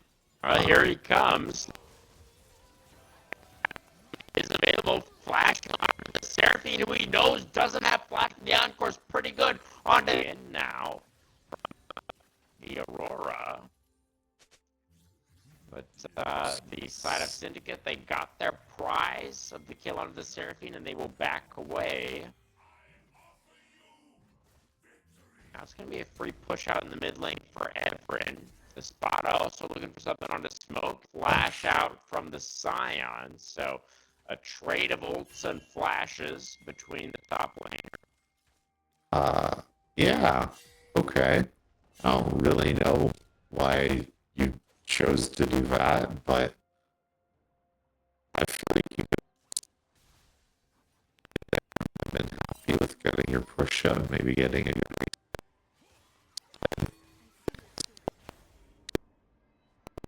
and getting chunked out here. Yeah, they do have that nice word in the line brush, so they see Hero Joe off in line brush. So the team's kind of jockey for position around the mid lane. TSI control over the river for right now, but Rusty Crow gonna be able to move into the try. Doesn't quite get that control ward, actually, and forced to flag and drag away. Flash W from Hero Joe, trying to get on top of this Jarvan, but that seems a little bit over-aggressive. Not able to lock down the enemy jungler. Nobody really in position to follow up on that one. Flash Everyone down has for a the Jinzhou. I thought Everin had a really great shockwave angle there with Rusty Crow if This they had wrap just around played for it. Espada as well. Has managed to get behind Yeah. Sinja here in the mid lane. So the Aurora potentially in trouble. Is going to be able to hop out of the Infernal Chains, and the Q3 not able to be landed there for Espada. But now we do see control over the river for Syndicate as their top laner has moved all the way down here to Smoke, not electing to join up.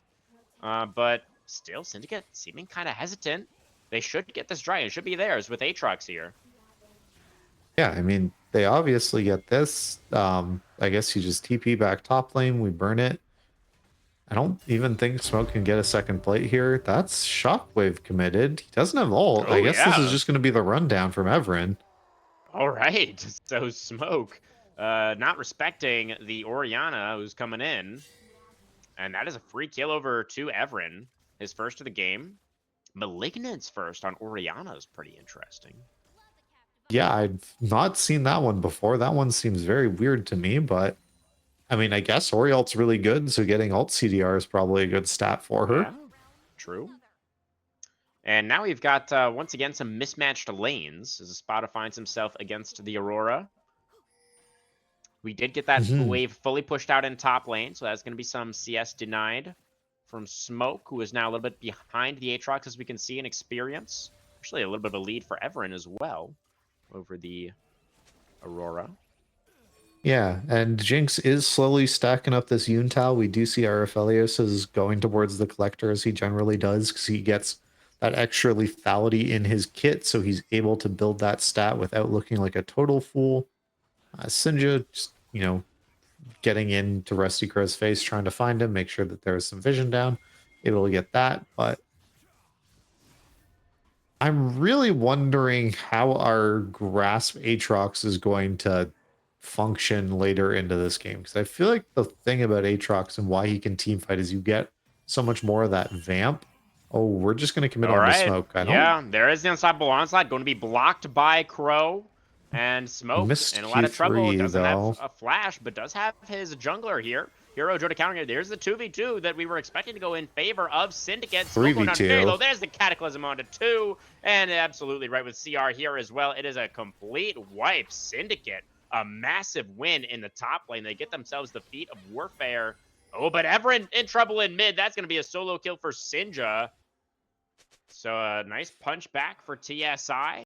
Sinja getting the better of Everin this time around in the laning phase. Was difficult last game for Sinja up against the Ambessa, but nice solo kill there. But this is looking like the third neutral for Syndicate. If they can get this Rift Herald, of course, Hero Joe is just taken down in that top lane fight. Sinja moving over to see if himself and Bacon can have anything to say about this, but Crow with the smite should be able to get the objective. The SDQ out. They just take it now, right? Wow. Yeah, the Jarvan forced out of the pit. The Lulu trying to steal with the Glitter Lance, but it's not going to be there. So we're tied up now at 2 neutrals apiece. All going to come down to this next dragon in a couple minutes. Yeah, and I don't know if they're going to be able to get it. I mean, you also have this first tower that you can crack here, right? Can't you just Scion ult, like, with, like, drive into this top lane tower and doesn't it die? Almost? Oh, yeah, this Shelly is going to take down that top tier 1. That is going to be first Yeah. turret. Smoke, though, could potentially get taken down again here. He has a flash this time, but no ultimate. And so he's probably just going to accept his demise. And there it is. We are seeing a lot of focus from Crow up towards this top side. So kind of what you were hoping for, right? And we'll see if Espada on the Aatrox is going to be able to accelerate towards a victory for Syndicate. Massive if they can get this next dragon as well. I did like that earlier rotation down from Espada as well to make sure that they had enough control to get that second dragon.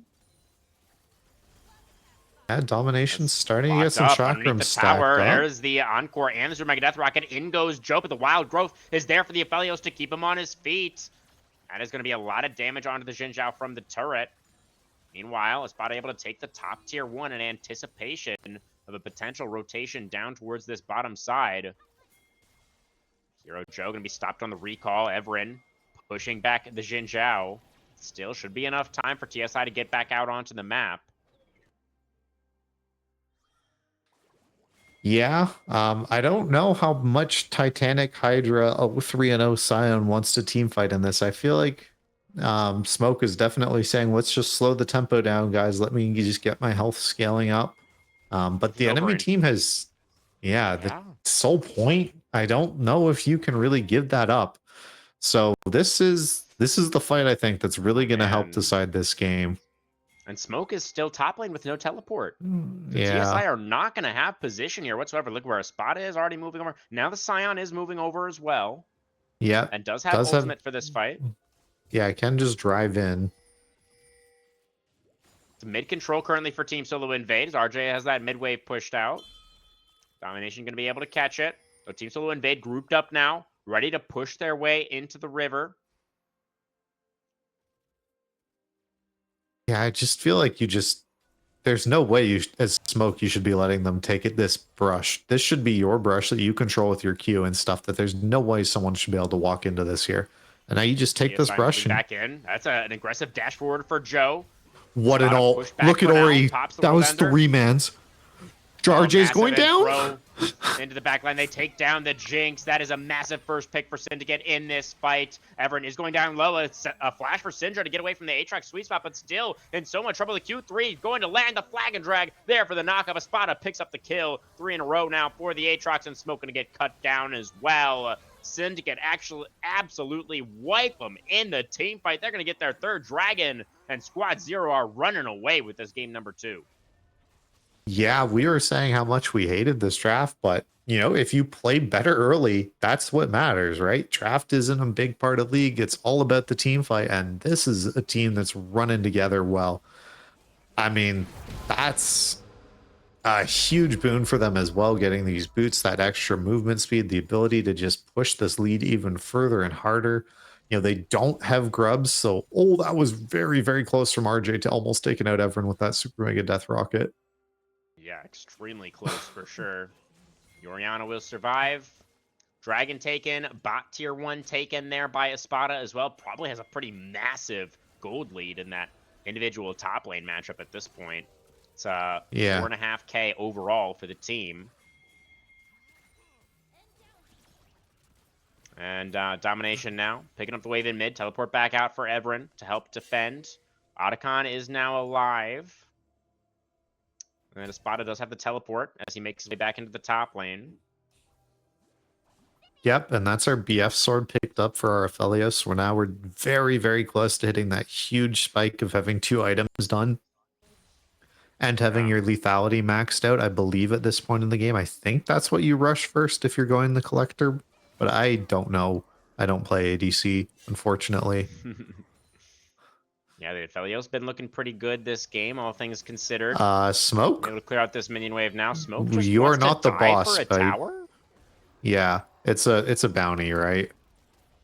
I suppose it is. Now it's a 5v4 on the map for Syndicate. Sinja also in trouble up here as the Aatrox is so strong. The Spider just looking to run him down, and there it is. Another solo kill for the man in the top lane. Team Solo Invade trying to get something back here in mid, but Evren should be able to clear out that wave. Now here Look at comes a Crow. Rusty. Gonna find the knock up onto RJ. The Jinx out in front, gonna get dunked by the Cataclysm. And Joe just not doing anything to try and protect the AD carry there. Bacon gonna get jumped on as well. 14-2. This is a stop. Yeah, I mean, Hero Joe did commit the ult there to try and knock Jarvan out of his Cataclysm, but he wasn't far forward enough that it didn't do anything. It hit him on the tail end when his Jinx was already knocked up. This is going to be Atacon going down. That's tier 1 mid going down. Look at this huge top wave as well. That's just getting eaten up by this turret, and no one's there to take that. Joe, the Miracle Steal, Joe? gets in there, doesn't quite manage to get it. But the fact that that was a 50-50 is a bit criminal. Yeah. I blame CR for not warding that. Yeah, you should have had a ward in that tribe rush for sure. Yep. But I guess all is well that ends well. Gonna be yet another objective for Syndicate. They are up to now a 6,500 gold lead. 2 minutes until their Infernal Soul. A team fight they should be able to win handily. And after that happens, then the game should just be over. Yeah. I mean, our Jarvan has a Frozen Heart done. So good luck to Jinx, who's an auto attack based champion when you get R'd by this guy, especially when I think their flash should just be up in time for this dragon, but I don't think it will be before. So if there's a lot of vision set up towards this bot side of the map and Jinx is forced to get into a bush where, we can land that EQ into Oriole and just get our Jinx popped immediately, I don't see a lot of ways that you're able to win this fight or even really play it at this point. And Espada has a 2-level lead right now. He's level 15 at 23 minutes into the game. He is so big. Absolutely massive on this Aatrox. Just hitting all the sweet spots onto Smoke once again. The Scion probably going to have to ult and retreat again. Evren, meanwhile, getting up that solo kill in the bottom lane. Takes down Sinja. Number 4 now for the Orianna. 10 stacks on the Dark Seal. It's just, it's over. It is definitely over. Smoke has already used the ult to disengage. Less than a minute on the dragon now with your mid laner. With the double cataclysm. Yankor does come out. Hero Joe is here to try to defend, but the Aphelios damage is massive. Just blows up the bot lane immediately. Hero Joe trying to flash away. CR, the assassin Lulu on the chase. Look at the kill, and there it is. Lulu finishes the job. 4 for nothing across the map. Syndicate absolutely destroying TSI. Yeah, and it's enough of a destruction game going on that a book has been completed. There is a Medjai's on the rift. I will repeat, Everett has built Medjai's. Sir, Medjai's has hit the mid lane. Yeah. We almost never see this in comp. It's just in those games where you're flexing and you know that the vibes are good and your team knows that they're going to win. That's when you pick the book up for these absolute stomps. And when you get the screenshot of the 20 games and the eternal bragging rights for when you play against Sinja next, and you can just post it in chat and go, L loser. Yeah, Sinja, they're still sitting on the very sad Dark Seal with 0 stacks. Oh, it doesn't get over with the weirding, but does have the... not the Between Worlds. The I always forget the name of her W. Yeah, I couldn't tell you. But Across the Veil, I think. Sure, that sounds you about check right. on that, Prod? Across, nailed it. Oh, Only took me wow. like 10 seconds to think of it. It's fine. I'll bounce back for game 3, just like hopefully Team Solo Invade will. Smoke trying to get another objective bounty up here in the top lane. Immediately ults away from the Orianna. Oh, the stop from Rusty is there again. Cataclysm could come out here to trap the Scion. Oh, the Smoke does also have Flash, and Rusty is not really that committed to it. Baron has just spawned. That could be the next target for Syndicate. They already have the Infernal Soul, obviously, so they win any fight at this point. Smoke, Yeah, why are you still sticking around here, mate? These, as assassin loot. Oh, okay, Bacon's oh dead. my god. Yeah. Espada's just made mincemeat out of the Seraphine. And there's the flash away for Smoke. Espada still on the chase. Rusty Crow able to put the Jinx in the cage. And that is going to be at kill number 5 for the Orianna. Up to 14 pages now in the book. Yeah, I Baron really... angle. Yeah, I don't even know if they need the Baron at this point, to be honest with you. I feel like if they just walk down mid lane, and they could just kill anyone who's in their way. Like Sinja here. Yeah. Aren't you just dead? Oh, he has his forced to ultimate, ult so out. Yeah. He ults out. Yeah, And now the Aurora... Ori ult is just going to kill him, right? Because he doesn't have any way to dodge it. Possibly. Hey, you yep. almost called it, but just barely gets across that veil and away from the Infernal Chains, and so will survive. Smoke, meanwhile, is not going to survive. There's an Encore onto Espada, who does take a couple of turret shots, but the Wild Growth from CR going to keep Espada on his feet. And now Baron secured, and hopefully we can see Syndicate close things out with this Baron buff. I mean, they should have everything that they need. 3 items done now for the Aphelios. Yeah, I mean, they have every item they could ever need. They have Baron, they have Infernal Soul. Like, if they don't end the game with this soul, it's criminal. Basically. Yeah. This is the kind of thing we expect from our, our potential 3-0 teams, right? When you have a massive lead like this, you should be able to quickly close out the game from this position. Let's see what they decide to go for as far as their Baron formation is concerned. Espada's going to split off towards the top lane, looking for Sinja once again here. Between Worlds, not available quite yet. Does get across the veil, though. Okay, well, we have our mid lane wave here, and this tower is like 30% HP, so it's going to die. Domination just needs to auto this twice. Oh, beautiful, goodbye, beautiful. Jinx. Cataclysm right on top of RJ, who didn't have Flash. The Jarvan Ori combo working very, very effectively. The Moonlight Vigil is going to go wide, but it doesn't particularly matter, as Espada has teleported in to help his team end the game. Oh my god, yeah. Okay. Is committing some war crimes casually. Yeah. Syndra is going to get knocked up by the flag and drag, pulled back in, dunked by the Aatrox. Very, very nicely done. We were saying that game 1 was pretty convincing for Team Solo Invade. This is a very, very convincing game 2 for Syndicate Squad 0, eviscerating the Premier League champions, and they have all the momentum now going into this decider. Yeah. I really don't know what you can say as anything. That was like one of the most one-sided games I've ever seen. 226-1. Your team got 1 assist that game. I feel like that's like the easiest way that I can say like how just like there was no one playing to get towards each other, right? Nothing going. Look at this one for them, 52 on the enemy team.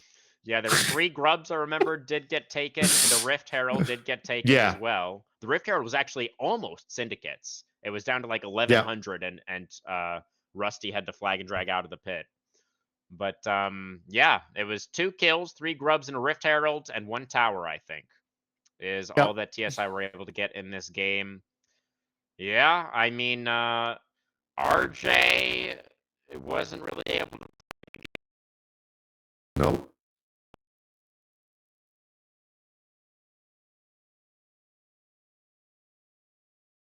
Get that solo kill, and obviously Espada was really popping off on that Aatrox, almost to the most damage, just narrowly getting beat out by his mid laner there.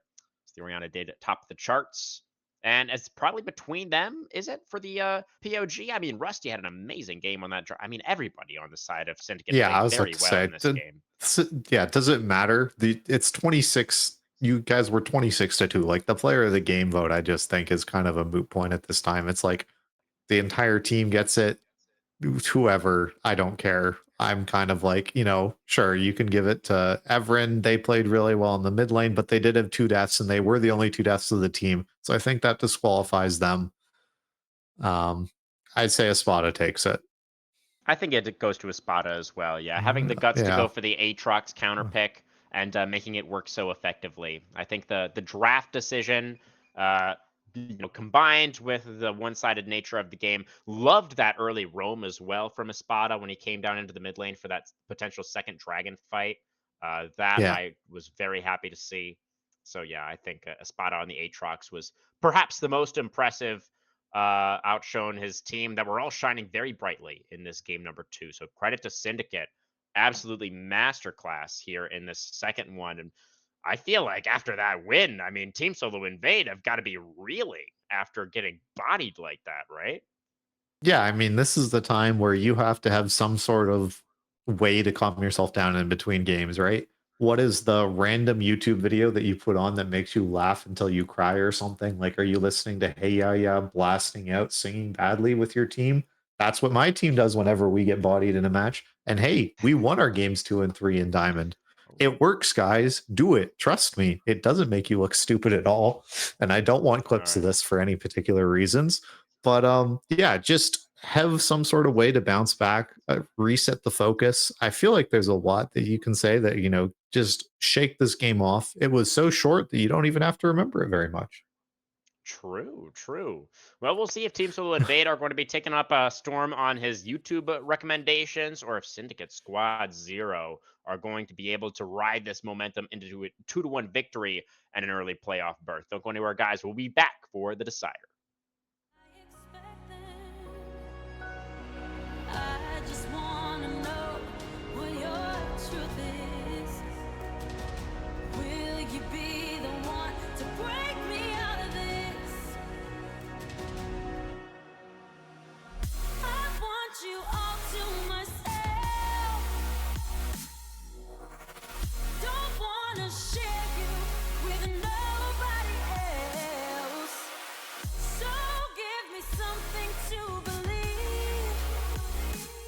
Will you promise me? Will you promise me?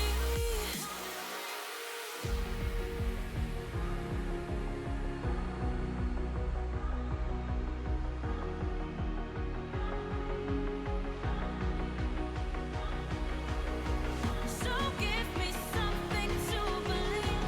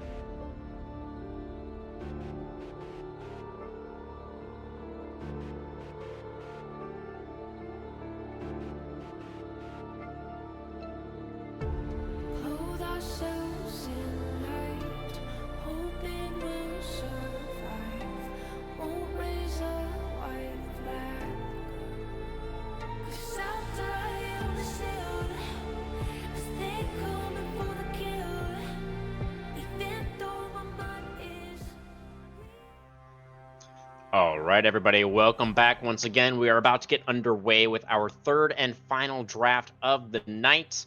We did have a couple of other results come in here, Storm. We had our other stream over on twitch.tv/Blue Water League 2 did conclude. We saw the Swift 2-0 there for XSV Envy over XSXG Surprise, as I think most people were predicting. And some other results as well. Looks like Spire bounced back really nicely this week, picked up that 2-0 over XSV Justice, and Gluttony getting a 2-0 over Iceborne to advance to the playoffs with a 3-0 record. Yeah, I feel like everybody's kind of looking at Gluttony as kind of the team to beat this season. I thought Iceborne would be one of the teams that would give them kind of their harshest tests. So to see that it was a 2-0, I mean, I guess both these games were very close, so it wasn't like a complete stomp or anything like that. But yeah, some of these earlier games, I think Dorado Gaming, I had also 2 over Crowd Control In-Houses. Yeah, Was a pretty big stomp as well, just for some other results coming through that, who knows, maybe by the time we're finished this game 3 tonight, we will be ready to take it to the wheel and see what perhaps. Yeah, of course, the draw show going to be happening after all of the results from this round are in. We'll see about this third game first, though, Storm, as we're into this draft.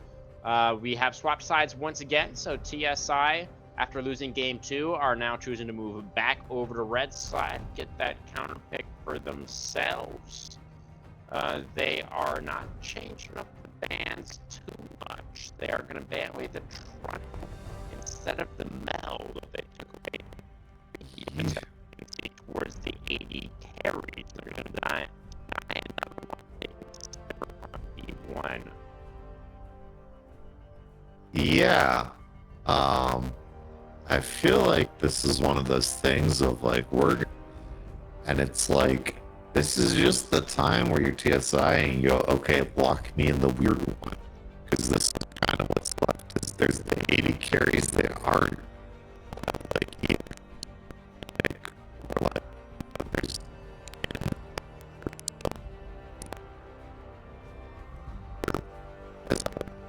like there's Cogmos still, but like, you know, there's, I know I am keep bringing it up until teams play it. I swear to God, it's good. Please. Yeah.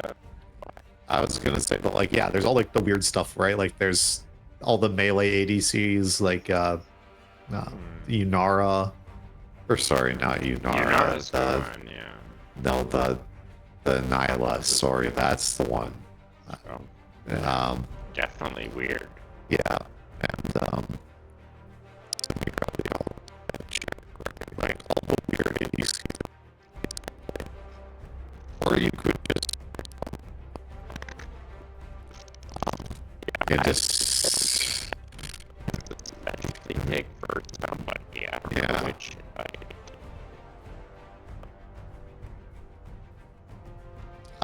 Zach has also been picked this year.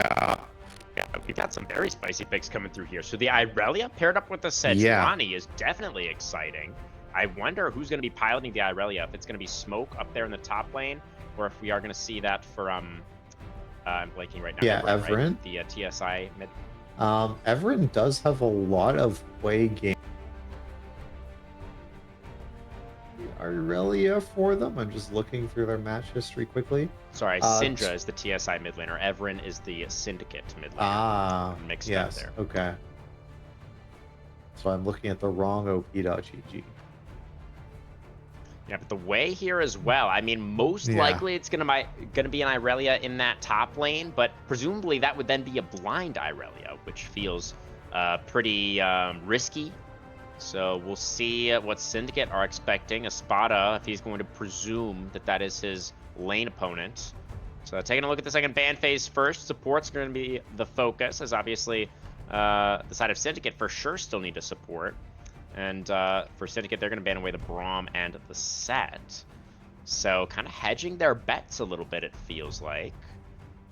Yeah, a lot of like all the disengaged supports are basically gone now, right? Mm-hmm.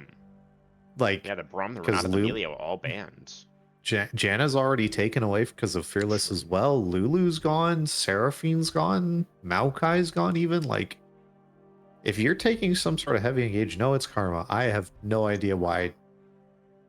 I guess it makes sense with the rest of our team if we're trying to like speed something up. Is this like an Olaf angle or something like that? I have absolutely no idea what is going on for TSI here.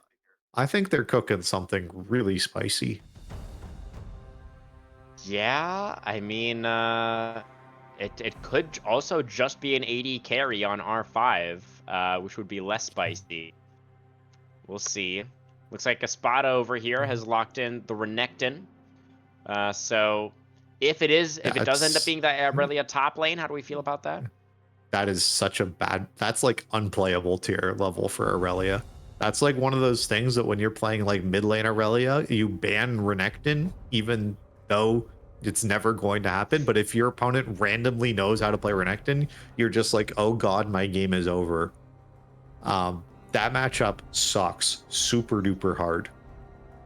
So Right, well, TSI, they still have the possibility of flexing some things around here. They could do like a Way Karma bot lane and pick something else for smoke into the Renekton, but yeah, it definitely feels like would be a little bit of a weird option. I mean, the Sivir Nami locked in now for Syndicate.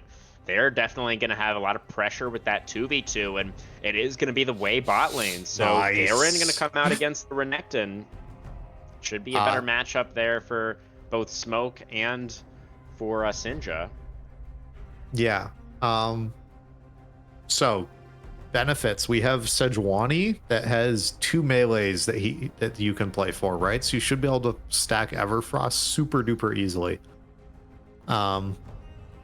I think there's also like that benefit of like Nami bubbles should be really, really hard to hit on just about anyone this game, right?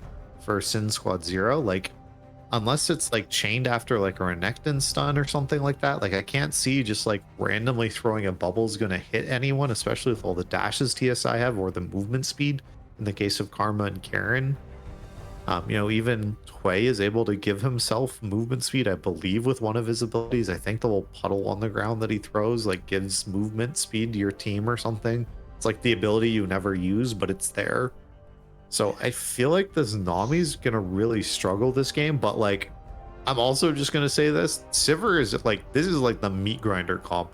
If Sivir does not like immediately die, these ricochets are going to do like 10 billion damage.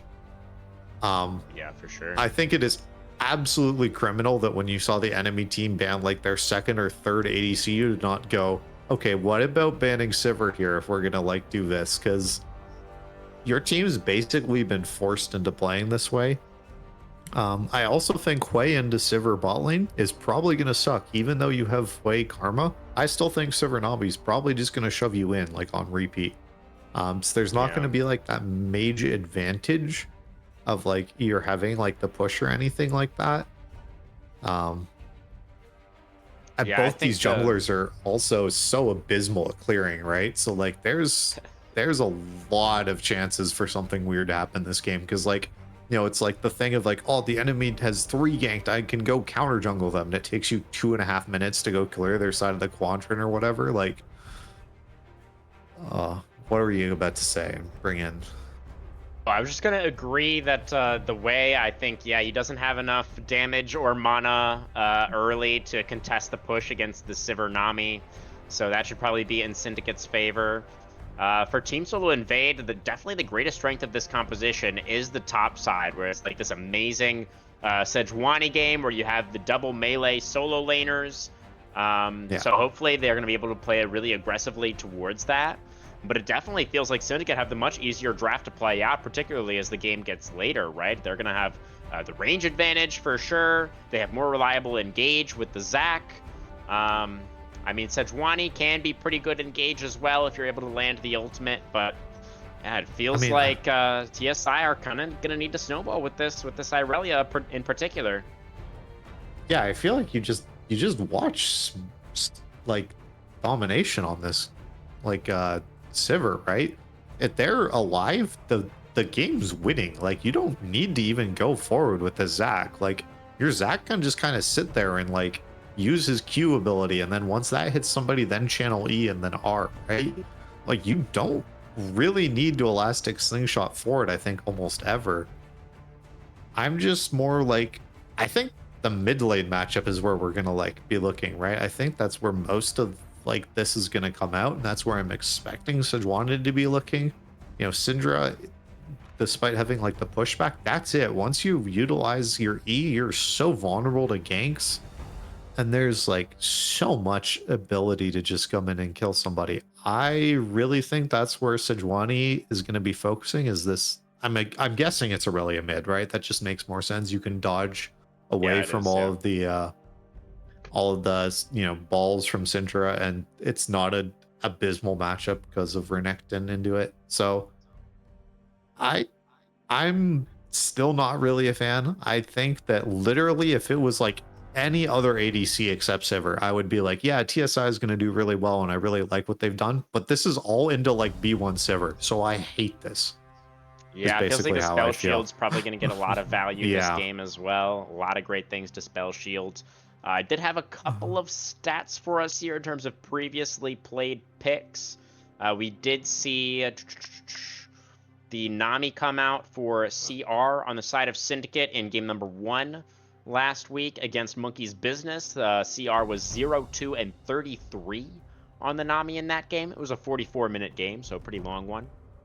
And then we also did see the Garen come out from Smoke for Team Solo Invade last week in their win over CCI. Smoke was 9-2 and 4 on the Garen in that game. So definitely a couple of picks here that we have seen these respective teams bring out to a good amount of success already this season.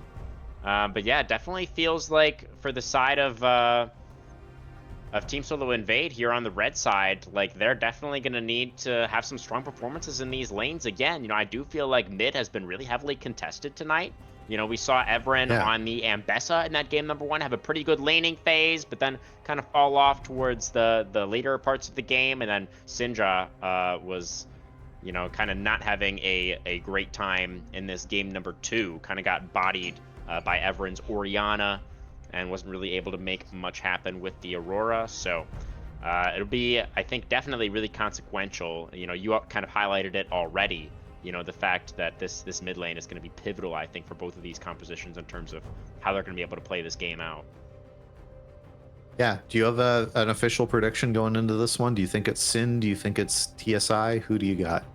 I mean, SYN just got that dominating victory in game 2, and I feel like they have the easier to play draft here in game 3 as well. So that's going to have to be my prediction. Yeah, I'm with you there.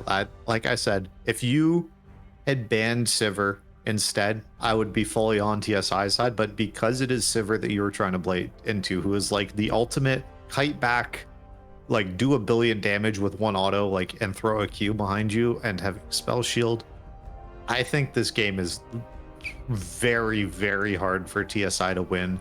The only way I can see it happening is this Aurelia's gotta go God mode. Like that's it from me. So Could happen. I think it's on me. I think it's on them to play it. I think Garen also has like the ability to play this game, but I don't think you can get that lead early, right? Renekton is like the strongest champion in the games, level 1 to 3, and Garen is like definitely up there, I feel like, as a top laner for being like one of the weakest level 1. Your level 1 is just so abysmal. So Yeah, at least he does have a Sejuani that perhaps will be able to get up there and help out against the Renekton. Yeah, and Domination on the Sivir this time around just had that great performance on the Aphelios. He's going to be looking to have a repeat performance this game to get his team over the line, but perhaps Smoke, the Premier League MVP, Finals MVP, on the R5 Garen. You know, we've seen Red Side Counterpick be pretty effective already tonight, so maybe himself and the rest of the side of Team Solo Invade will be able to turn this series around. We're about to find out who is going 3-0 in Swiss and moving on to the playoffs right after the break.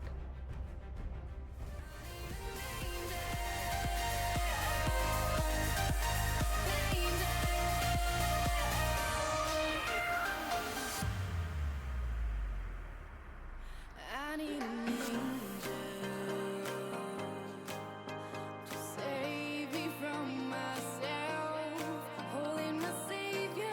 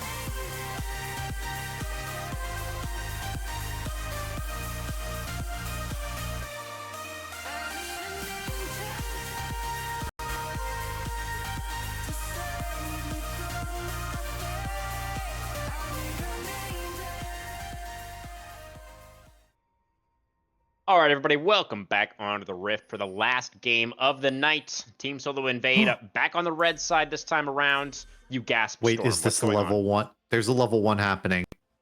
Well, yes, Somebody's they are actually doing moving something. as 5 into the top lane brushes. We'll see if anything is going. It doesn't really look like anything is going to actually happen. No, Espada's at the correct point, and he's being very safe and boring. Boo. He's not going to die because he's randomly standing in that bush right there. Crocodile in his Even natural habitat in the river. yeah, Your crocodiles can be shockingly fast. So they do run really quickly in a straight line. They don't turn very well, however. that's true. But Yeah. thankfully, Espada didn't need to do very much turning, didn't need to do very much maneuvering in that situation, so he was going to be absolutely fine. And we do Yep. get a little bit of deep vision down for the side of TSI onto the Gromp, as well as into the lane, perhaps anticipating a lane swap. I'm not sure why that would happen, but they'll know if it does. Yep. Okay. So everything's just turning up pretty normal here. We see both of these junglers attempting their best to clear clamps. This is why being a tank jungler sucks if you're not a Mumu, because you can't clear these. Yeah, we do see Aftershock on both sides, which is pretty much expected, I think. Yep. Interestingly, Rusty starting on the Raptors, so he's going to be looking for that accelerated clear. Although he's on the red buff now, which actually indicates perhaps a level 3 gank towards this bot side.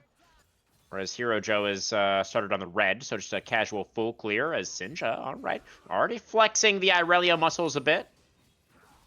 And Yep. Smoke also first to level 2, going to force the slice away for Espada, but the dice back in, and now the Renekton, very strong very low. early. The silence does come out, but Smoke is slated to go down here. The Oh flash my away, God. and he barely lives. Oh my goodness. Okay, we canceled an auto that was gonna give us a kill, but that's fine, Espada. You got it, baby. I'm sure you're gonna win this lane very hard and play very well. He's off to a great start. Yep. So I do want to say this is that thing of Garen, you are absolutely worthless for a very long time until you get some extra points into your E. Don't know why every Garen player plays like this, like they're very strong from the beginning of the game. It's like your Jax and you don't have your 3-hit passive, and everyone still plays like they have a 3-hit passive. You have to wait for the strong point guys. But we see Rusty is up on this Gromp here, clearing a little slower than normal, but isn't too far behind on the pace. Wonder if there's going to be anything coming from this. Yeah, no flash on the Garen, right? Could be an angle in that top lane.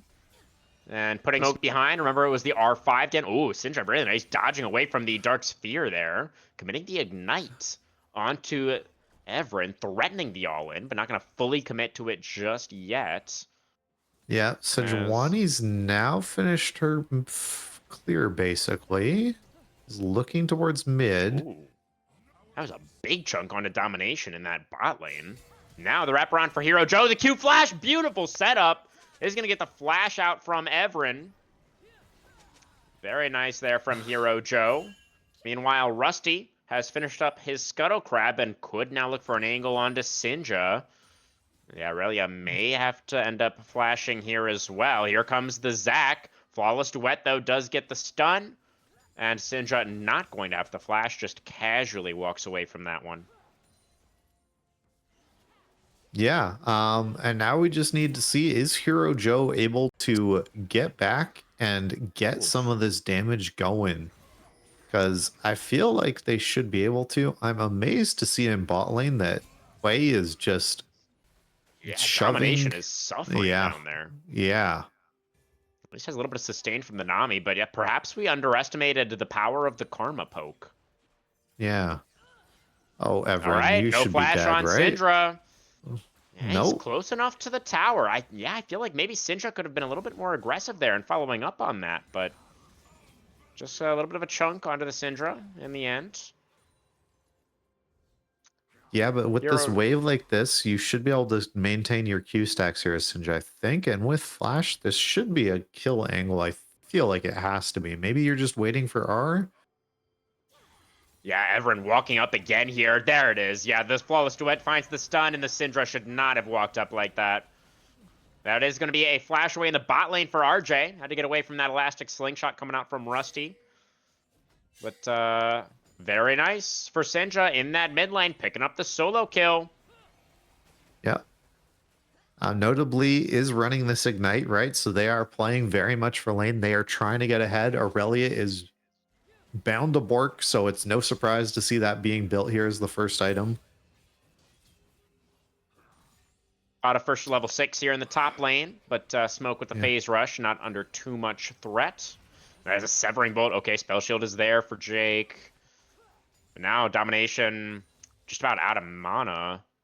Let's level up. Could stick around for maybe one more wave. It is a cannon wave.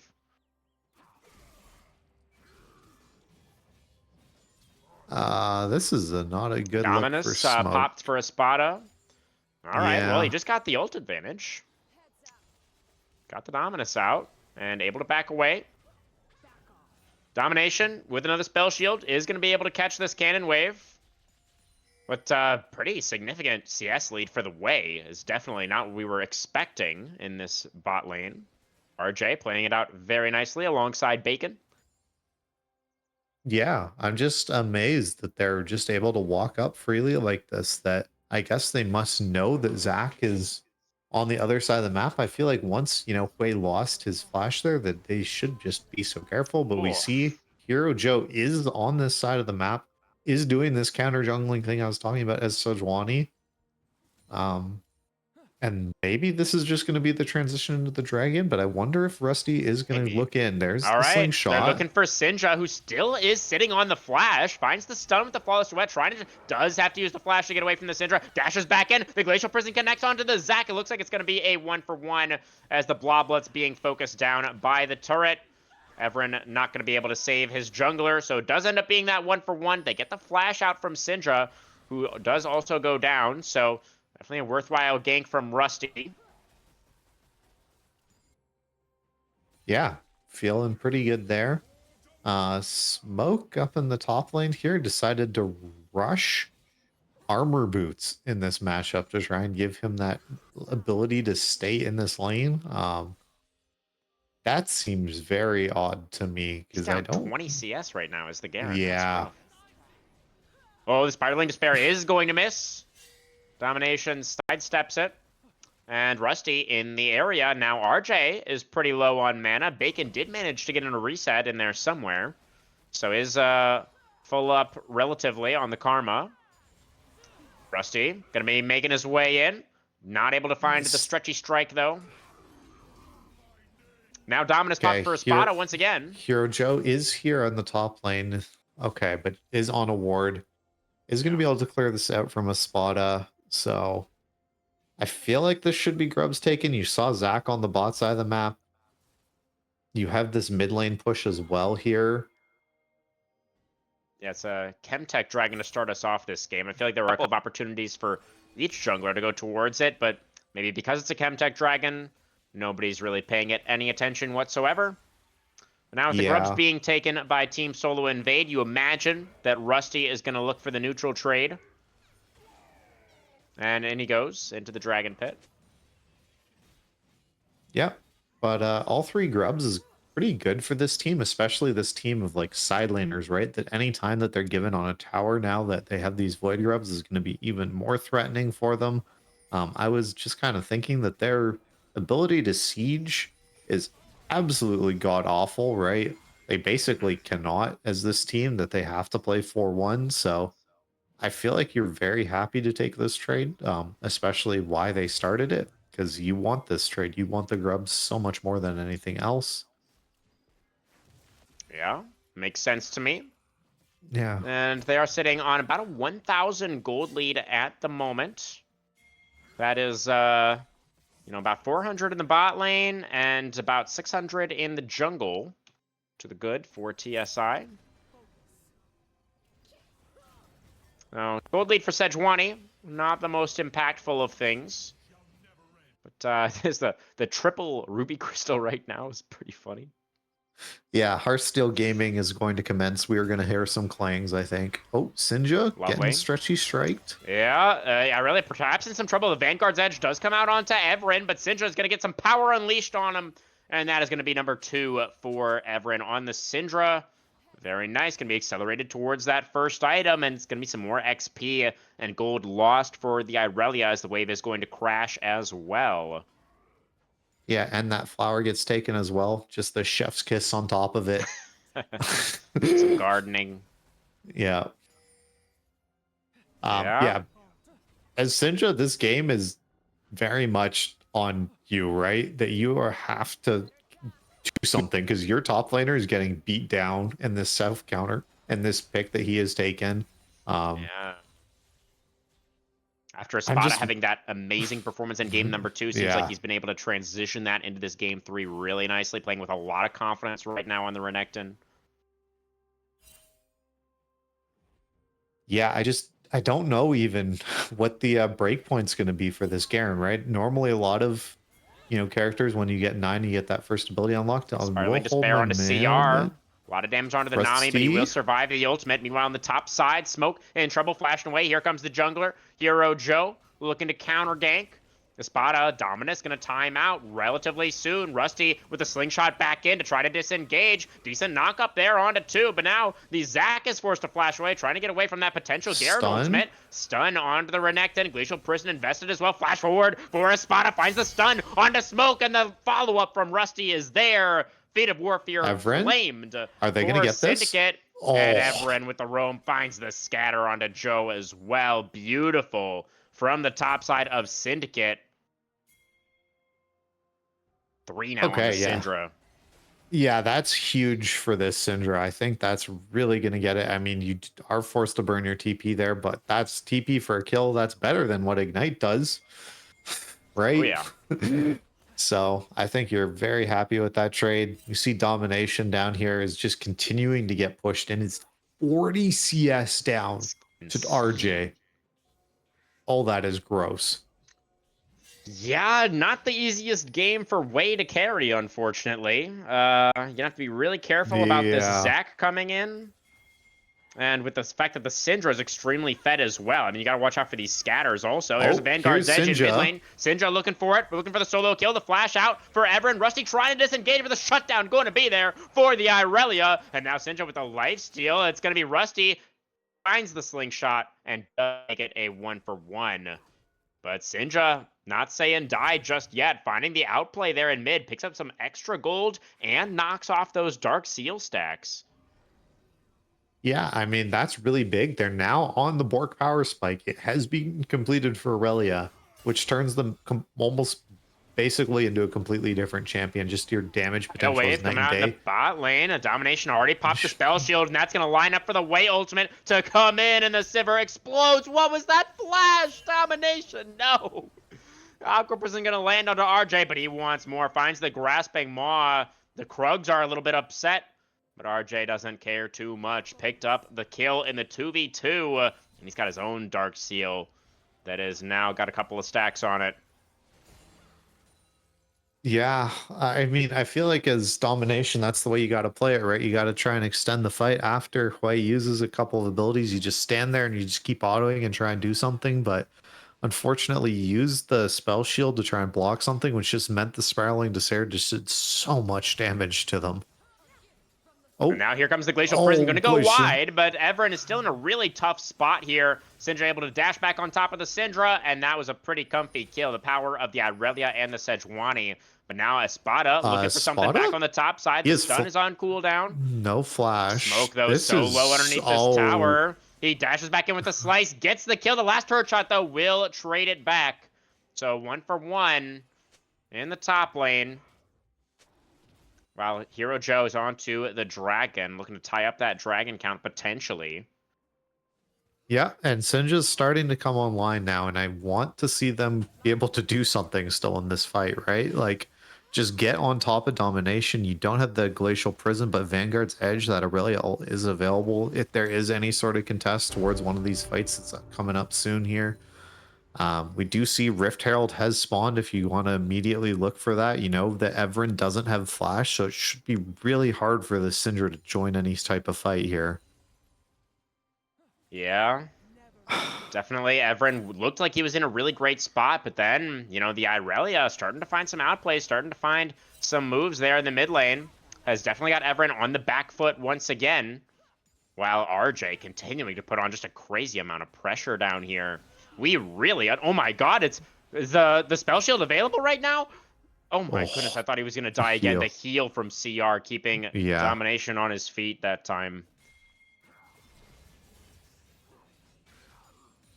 And yeah, I don't think these trades are really going Smoke's way here.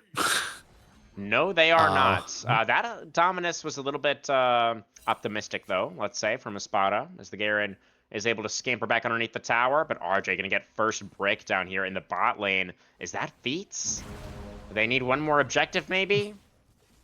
Yeah, looks like the Feat of Warfare, it did go to Syndicate earlier, so going to come down to the next couple of objectives.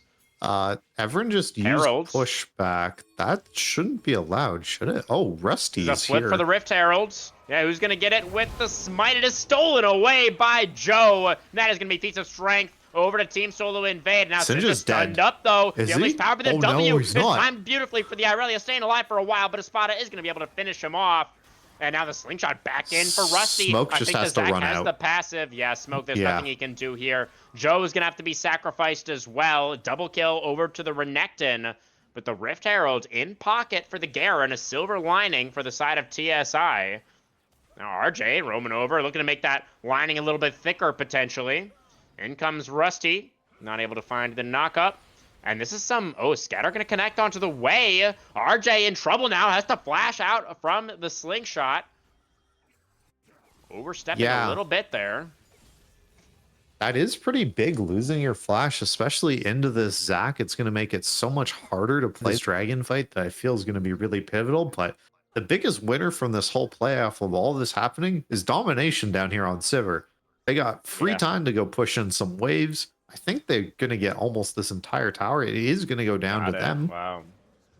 Like, that's such a huge win for the Sivir, who hopefully is going to be able to start getting some items and get closer to that 400 CS win condition.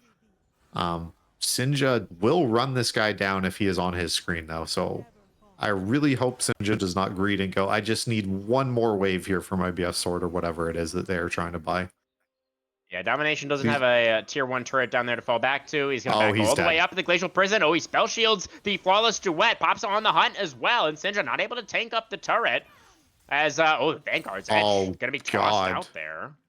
Yeah, the Sejuani had been taking the turret aggro. I think they killed Domination there. But weren't quite able to make that happen. We're TSI. So Domination will survive.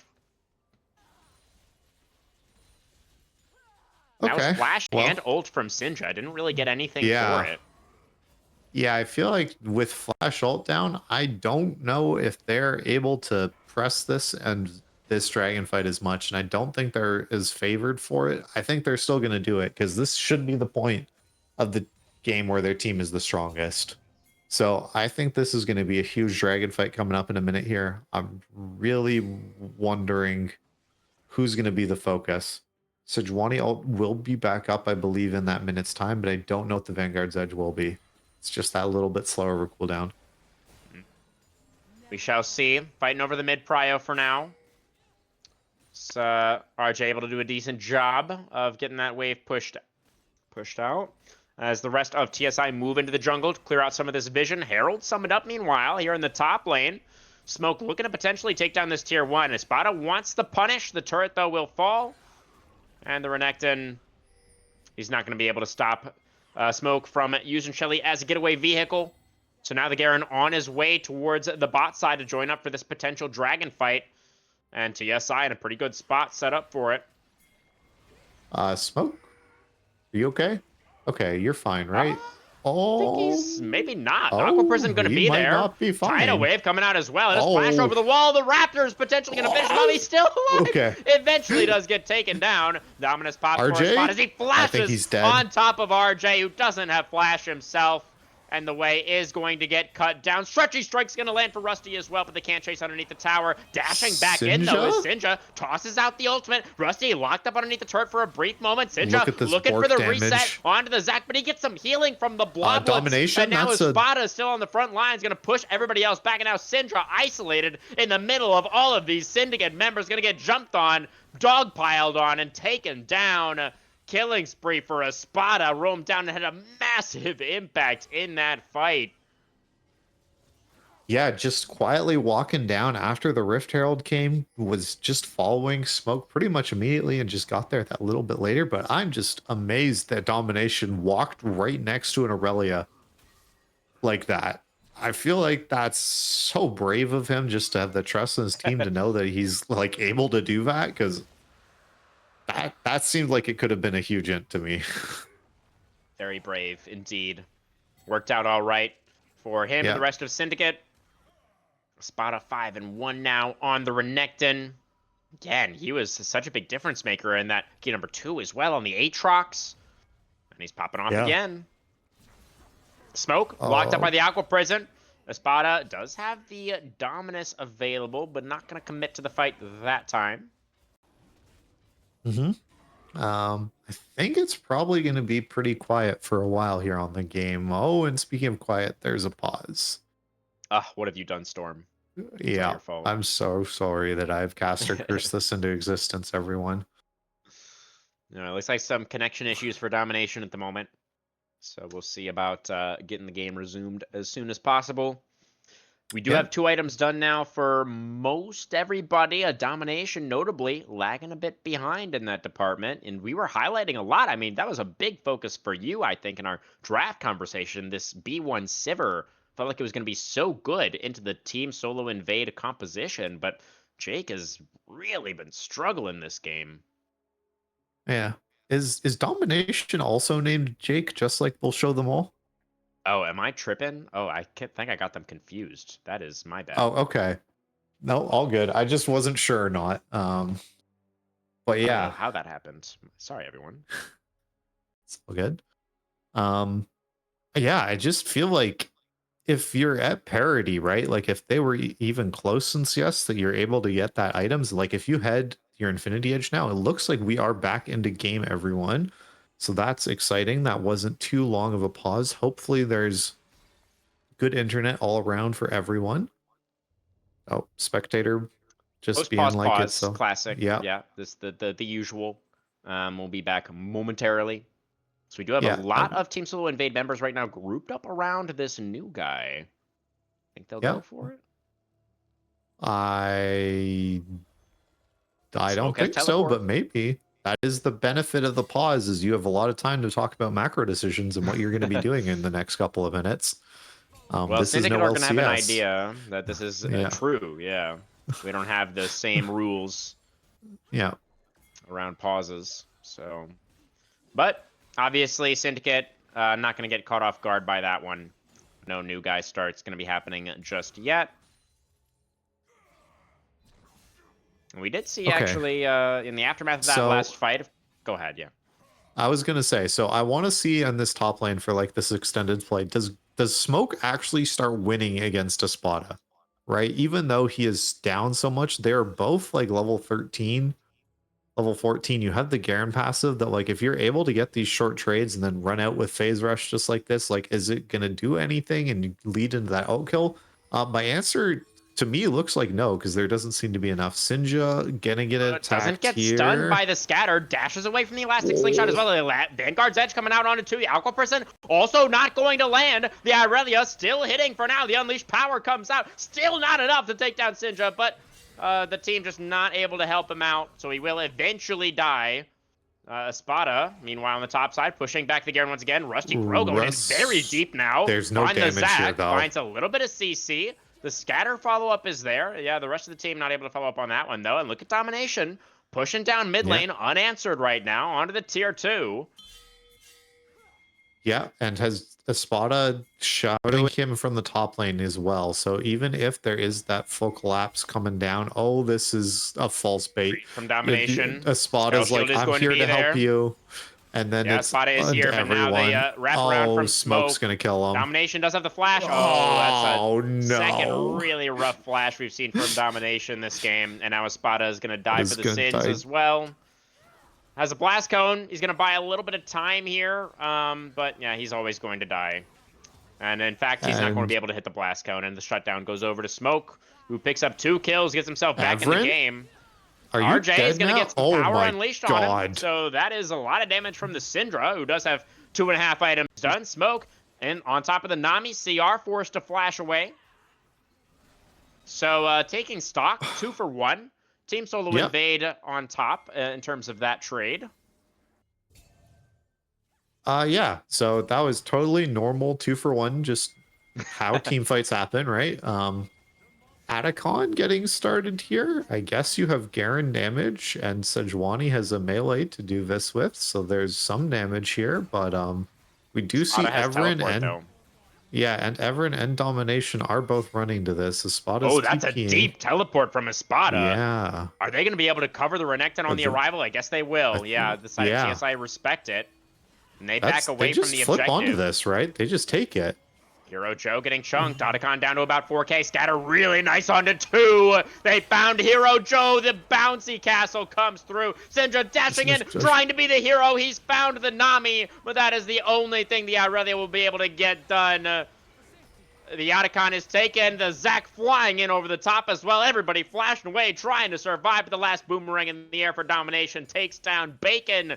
It is the Otacon plus the 5-for-1 team fight Syndicate Squad 0 massively on top. Yeah, gets the Atacon. They're probably going to get this bot tower, mid tower as well coming in for them.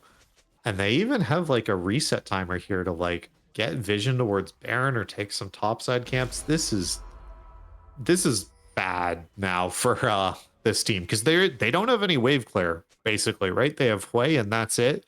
Like they have no consistent AD damage. So if the enemy team gets Baron buff, it's curtains. Like you cannot win at that point. Yeah. So Baron Dance is going to have to be the name of the game, and without Flash, Ignite, Ult on Aurelia, I don't know how you're able to win this fight. I feel like Sinja has to have one of those like huge, big game-changing things just to be able to dodge away from something. For the dragon And right look, they're now, just Rusty in with the starting. slingshot. Bacon getting exploded immediately. Now Smoke trying to get something done. It's the flash away for Everin. The Demacian Justice is going to come out, and it's not enough to finish off the Syndra. Smoke going to get taken down. Second, the Spiraling Despair not going to be able to finish anybody off as RJ is forced to retreat. Hero Joe still trying to stand and fight. Syndra is finally here, but Domination is shredding. That's Sejuani, and now Joe going to be forced to flash away. Syndra just a little bit too late to the party, and now is going to get hit by the slingshot and the scatter. And that's probably just going to be curtains. I mean, that's going to be Ocean Soul Point and probably a Baron afterwards. Yeah, I feel like it's got to be curtains now, right? There's so much of a gold advantage coming in here, right? We see it's 7k, the bounties are up. It's got to be a throw of some huge epic proportion or Hero Joe miracle steal into like dragging this game out for a very long time.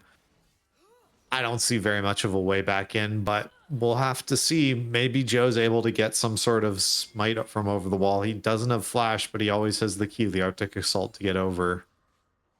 Yeah, it does kind of feel like Miracle Steal is the angle we're looking for at this point for the side of Team Solo Invade. And we got a book. Come out. There's the book, yep. Magi's back again, showcasing again how dominant this lead seems to feel. Yeah. It was the why am I blinking again on what everyone was playing last game against the Aurora? It was Sinja on the Aurora. Is Oriana. Oriana last game, right, of course. Yeah. Stacking they rushed the again. Malignance, and it was so very strange. Ah, that's right. But obviously it did end up working pretty well. Yeah. Oh, we see a lot of Smoke gonna maybe get this bot lane turret. He has a lot of time, and he took Demolish as Garen. I think this bot lane turret might be dead. That's a pretty big bounty. That's like 1,000 gold or something, almost. Yeah, 800 gold bounty on the turret. That's not even counting the regular gold you Yeah. get from taking the inner turrets, which are already valuable. As Rusty Yeah. gonna find Bacon with the slingshot. Oh dear, finds the Oh, stretchy dear. strike as well, Goodbye, and the karma Bacon. is going to get absolutely obliterated. And now the Baron start will commence. Singe on a very interesting flank position behind Syndicate right Yeah. now. Could potentially catch out the Syndra. Would be a really big pick to find. Domination. Teleport coming in from Smoke as a spot a little bit later on the TP. Oh, we but really missed nice the kite E. back from Syndicate. Smoke is on top of the Sivir. The spell shield's not blocking the Gyarados, but it doesn't matter. Still, the Sivir will survive, and Syndra not able to get anything done. The Unleashed Power takes down Syndra for the double kill over to Evren. Hero Joe trying to get this on a domination. He gets a cling and then gets stunned by the Renekton and taken down. Espada picks up number 9, and it's yet another dominant teamfight win for Squad 0. Back onto the Baron they go.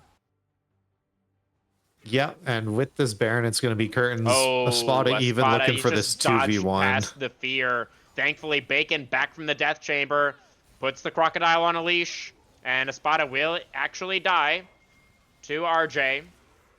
The Baron will be secured in the meantime.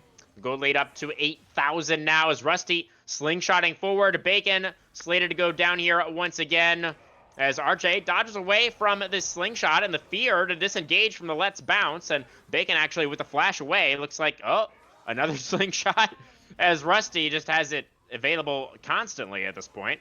It's Bacon trying to run and not going to be able to get away. So I was correct initially. And it is going to be another kill over to Evren on the Syndra. Maxed out. Maximum pages in the book now. Yeah, I feel like they are just so rich at this point. I feel like it's just kind of the point of right-clicking on the enemy nexus as they kind of do anything. You see that Smoke is kind of in the side lane going, well, I cannot join my team. I must rage push, basically. It sort of feels like, you know, Aurelia has built a hull breaker. Like there's a clear plan of we must split the game up and go in the side. And I feel like the enemy team just needs to group with their Baron buff to end it. But I think it's ended, has it not? Oh, still have the couple dregs of it. The Baron buff? Yeah, they've got it Yeah. for about 90 seconds still Yeah. to work with. Yeah, Spada not having the teleport available at the moment, but Evren does. So Syndra's going to go and get that bot wave pushed out. Let's see how much they're actually going to be able to get done with this Baron. Smoke is 3 levels down, but Unheard is going to spin on the crocodile a little bit and then actually just die. Yeah, all right. Meanwhile, Hero in the jungle going to get caught out by Rusty and Domination. The Sejuani is just going to die as well. Yeah, I think that must mean the game is over. Well, it was kind of feeling that way already, to be fair. As Syndra also 3 levels down on Espada's Renekton. Gonna try his luck next. There's no darkness this time. Yeah, so that means this Hexblade in his inventory is a lot less good. Yeah, the Ruthless Predator being threatened there. But Syndra is going to be able to back away. There's a scatter on RJ. Goodbye. Good night, sweet prince. My Premier League champion. Better luck next week in the 2-to-1 bracket. Syndra is going to flash away in the wrong direction and will eventually also die to Espada. Might take a little bit of time. He'll survive for a little bit longer than Smoke did. But it's not going to matter. Espada's going to flash in to finish the job. As the Ocean Soul gets taken, the base getting destroyed. Everything kind of getting blown up on the side of Team Solo Invade at the exact same time. Nexus turrets, the last thing to fall. 3-man push as Domination moving in. There's a scatter onto Smoke, who almost just dies to a Syndra combo. And CR is even emoting on them. That's a little bit BM, is it not? Yeah, I feel like Syndra started it by doing all the emotes in the top lane onto Espada, so I think it's justified. Goodbye. Rusty Crow is going to take a billion turret shots and survive because he has an Ocean Soul and his Zac. And Bacon is almost going to die to the Oh. Syndra combo, but gets a shield, sidesteps there, and then dies to Espada, who does pick up his 12th kill. On a beautiful Aqua Prison onto Joe is going to allow the Renekton to pick up his 13th kill. Really, I think, locking away the POG for this one. The Nexus will explode at 33.5 minutes, and Syndicate Squad 0, 2 commanding victories here in games 2 and 3. They will make a statement here as they push themselves into the playoffs.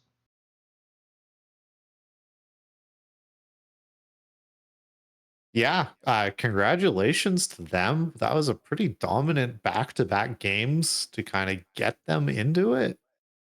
And man, I'm really kind of worried is the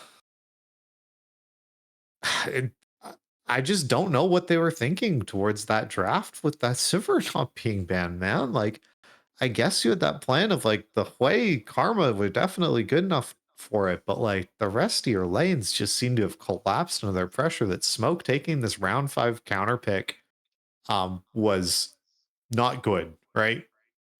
I think it's safe to say is how I'd categorize how that went into the Renekton as the Scarin. Yeah. It's started early as well. Espada Yeah. was just from the word go, was kind of running Yeah. that lane and picking up multiple solo kills. Espada doing the most damage in this game on Renekton. Yeah. Honestly, I think says enough just by itself. Yeah. I mean, that was a pretty gross game. I feel like I to be honest, I feel really bad for RJ. He got Yeah. basically like 5 banned, played white, and did like And he was 37k damage crushing that finishing. lane. Yeah, he was crushing his lane. He did so much damage, and he just was like, "All right, guys, we're gonna win this." And then was like, "It's one of those things. It's like you take a look at like the first dragon when you're playing solo kill to be like, all right, who on my team is strong?" And you look across the board and go, "Oh God." Right. Yeah. Yeah, that I don't know what you guys can do. I mean, I like the idea of taking this Sejuani and taking some really, powerful solo melees with it, but it just was not a good look. I mean, Syndra Everin just got so incredibly fed early, and just Syndra just wasn't able to do enough, right? I feel like Yeah.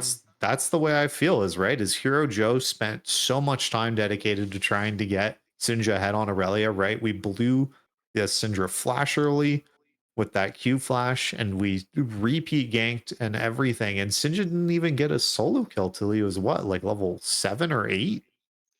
Yeah, there did come through at some point, but yeah, I didn't But really yeah, feel like there was enough happening in the mid lane for Team Solo Invade. When you pick something like Irelia, it really is kind of like a feast or famine style of champion, right? And it was definitely a bit of a famine for Syndra in this one. I felt like there was multiple instances as well where the Irelia was kind of like late to the team fight. Like by the yeah, time Syndra got there, they'd kind of like already lost.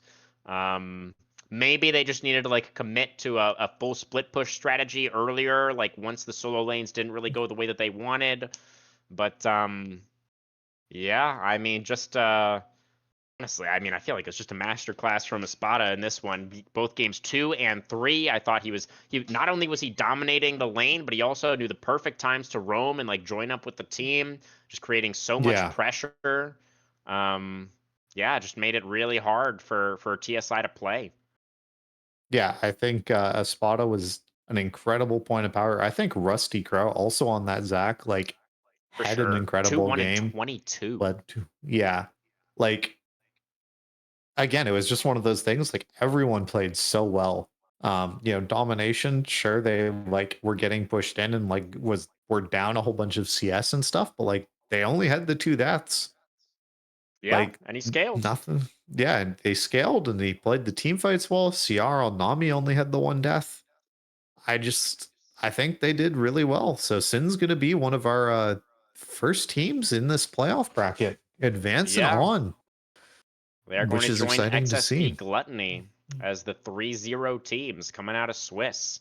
Yeah. Definitely, yeah, I do remember you saying something to the effect of when we were talking, preseason power Mm, expectations. I remember you Yeah. saying something to the effect of like a Spada's a bit of a regular season merchant generally. Yeah. Um, and you can sometimes struggle to close things out in the playoffs. But definitely a very, very strong performance tonight.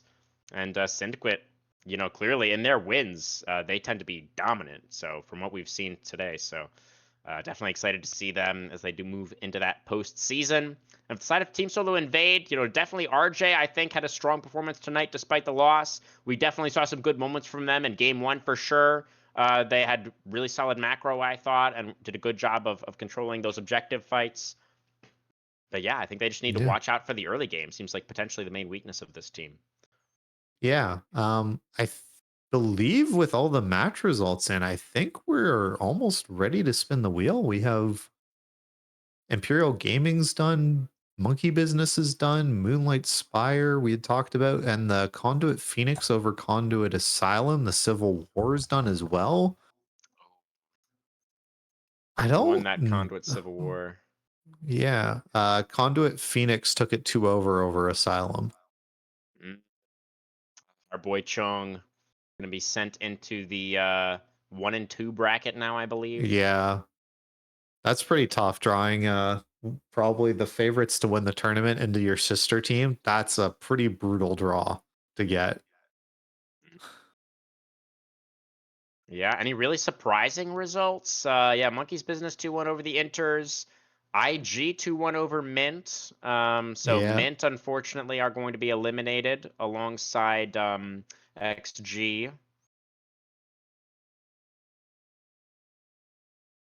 And I believe that covers all of the results. Do we have any word production on if we're doing that draw show right now, or? Yeah. Okay. Perfect. Well, we are going to be, I think we're going to be ready pretty soon with that draw show. We lined up on the Espada POG for Game 3 here as well, Storm? Yeah, I think so. Make sure we cover our bases. All right. Yeah, definitely a dominating performance here from Syndicate Squad 0 tonight, able to get the 2-1 over the Premier League champions. They're moving into the 3-0 bracket. We're going to be right back, guys, with the draw show. Don't go anywhere.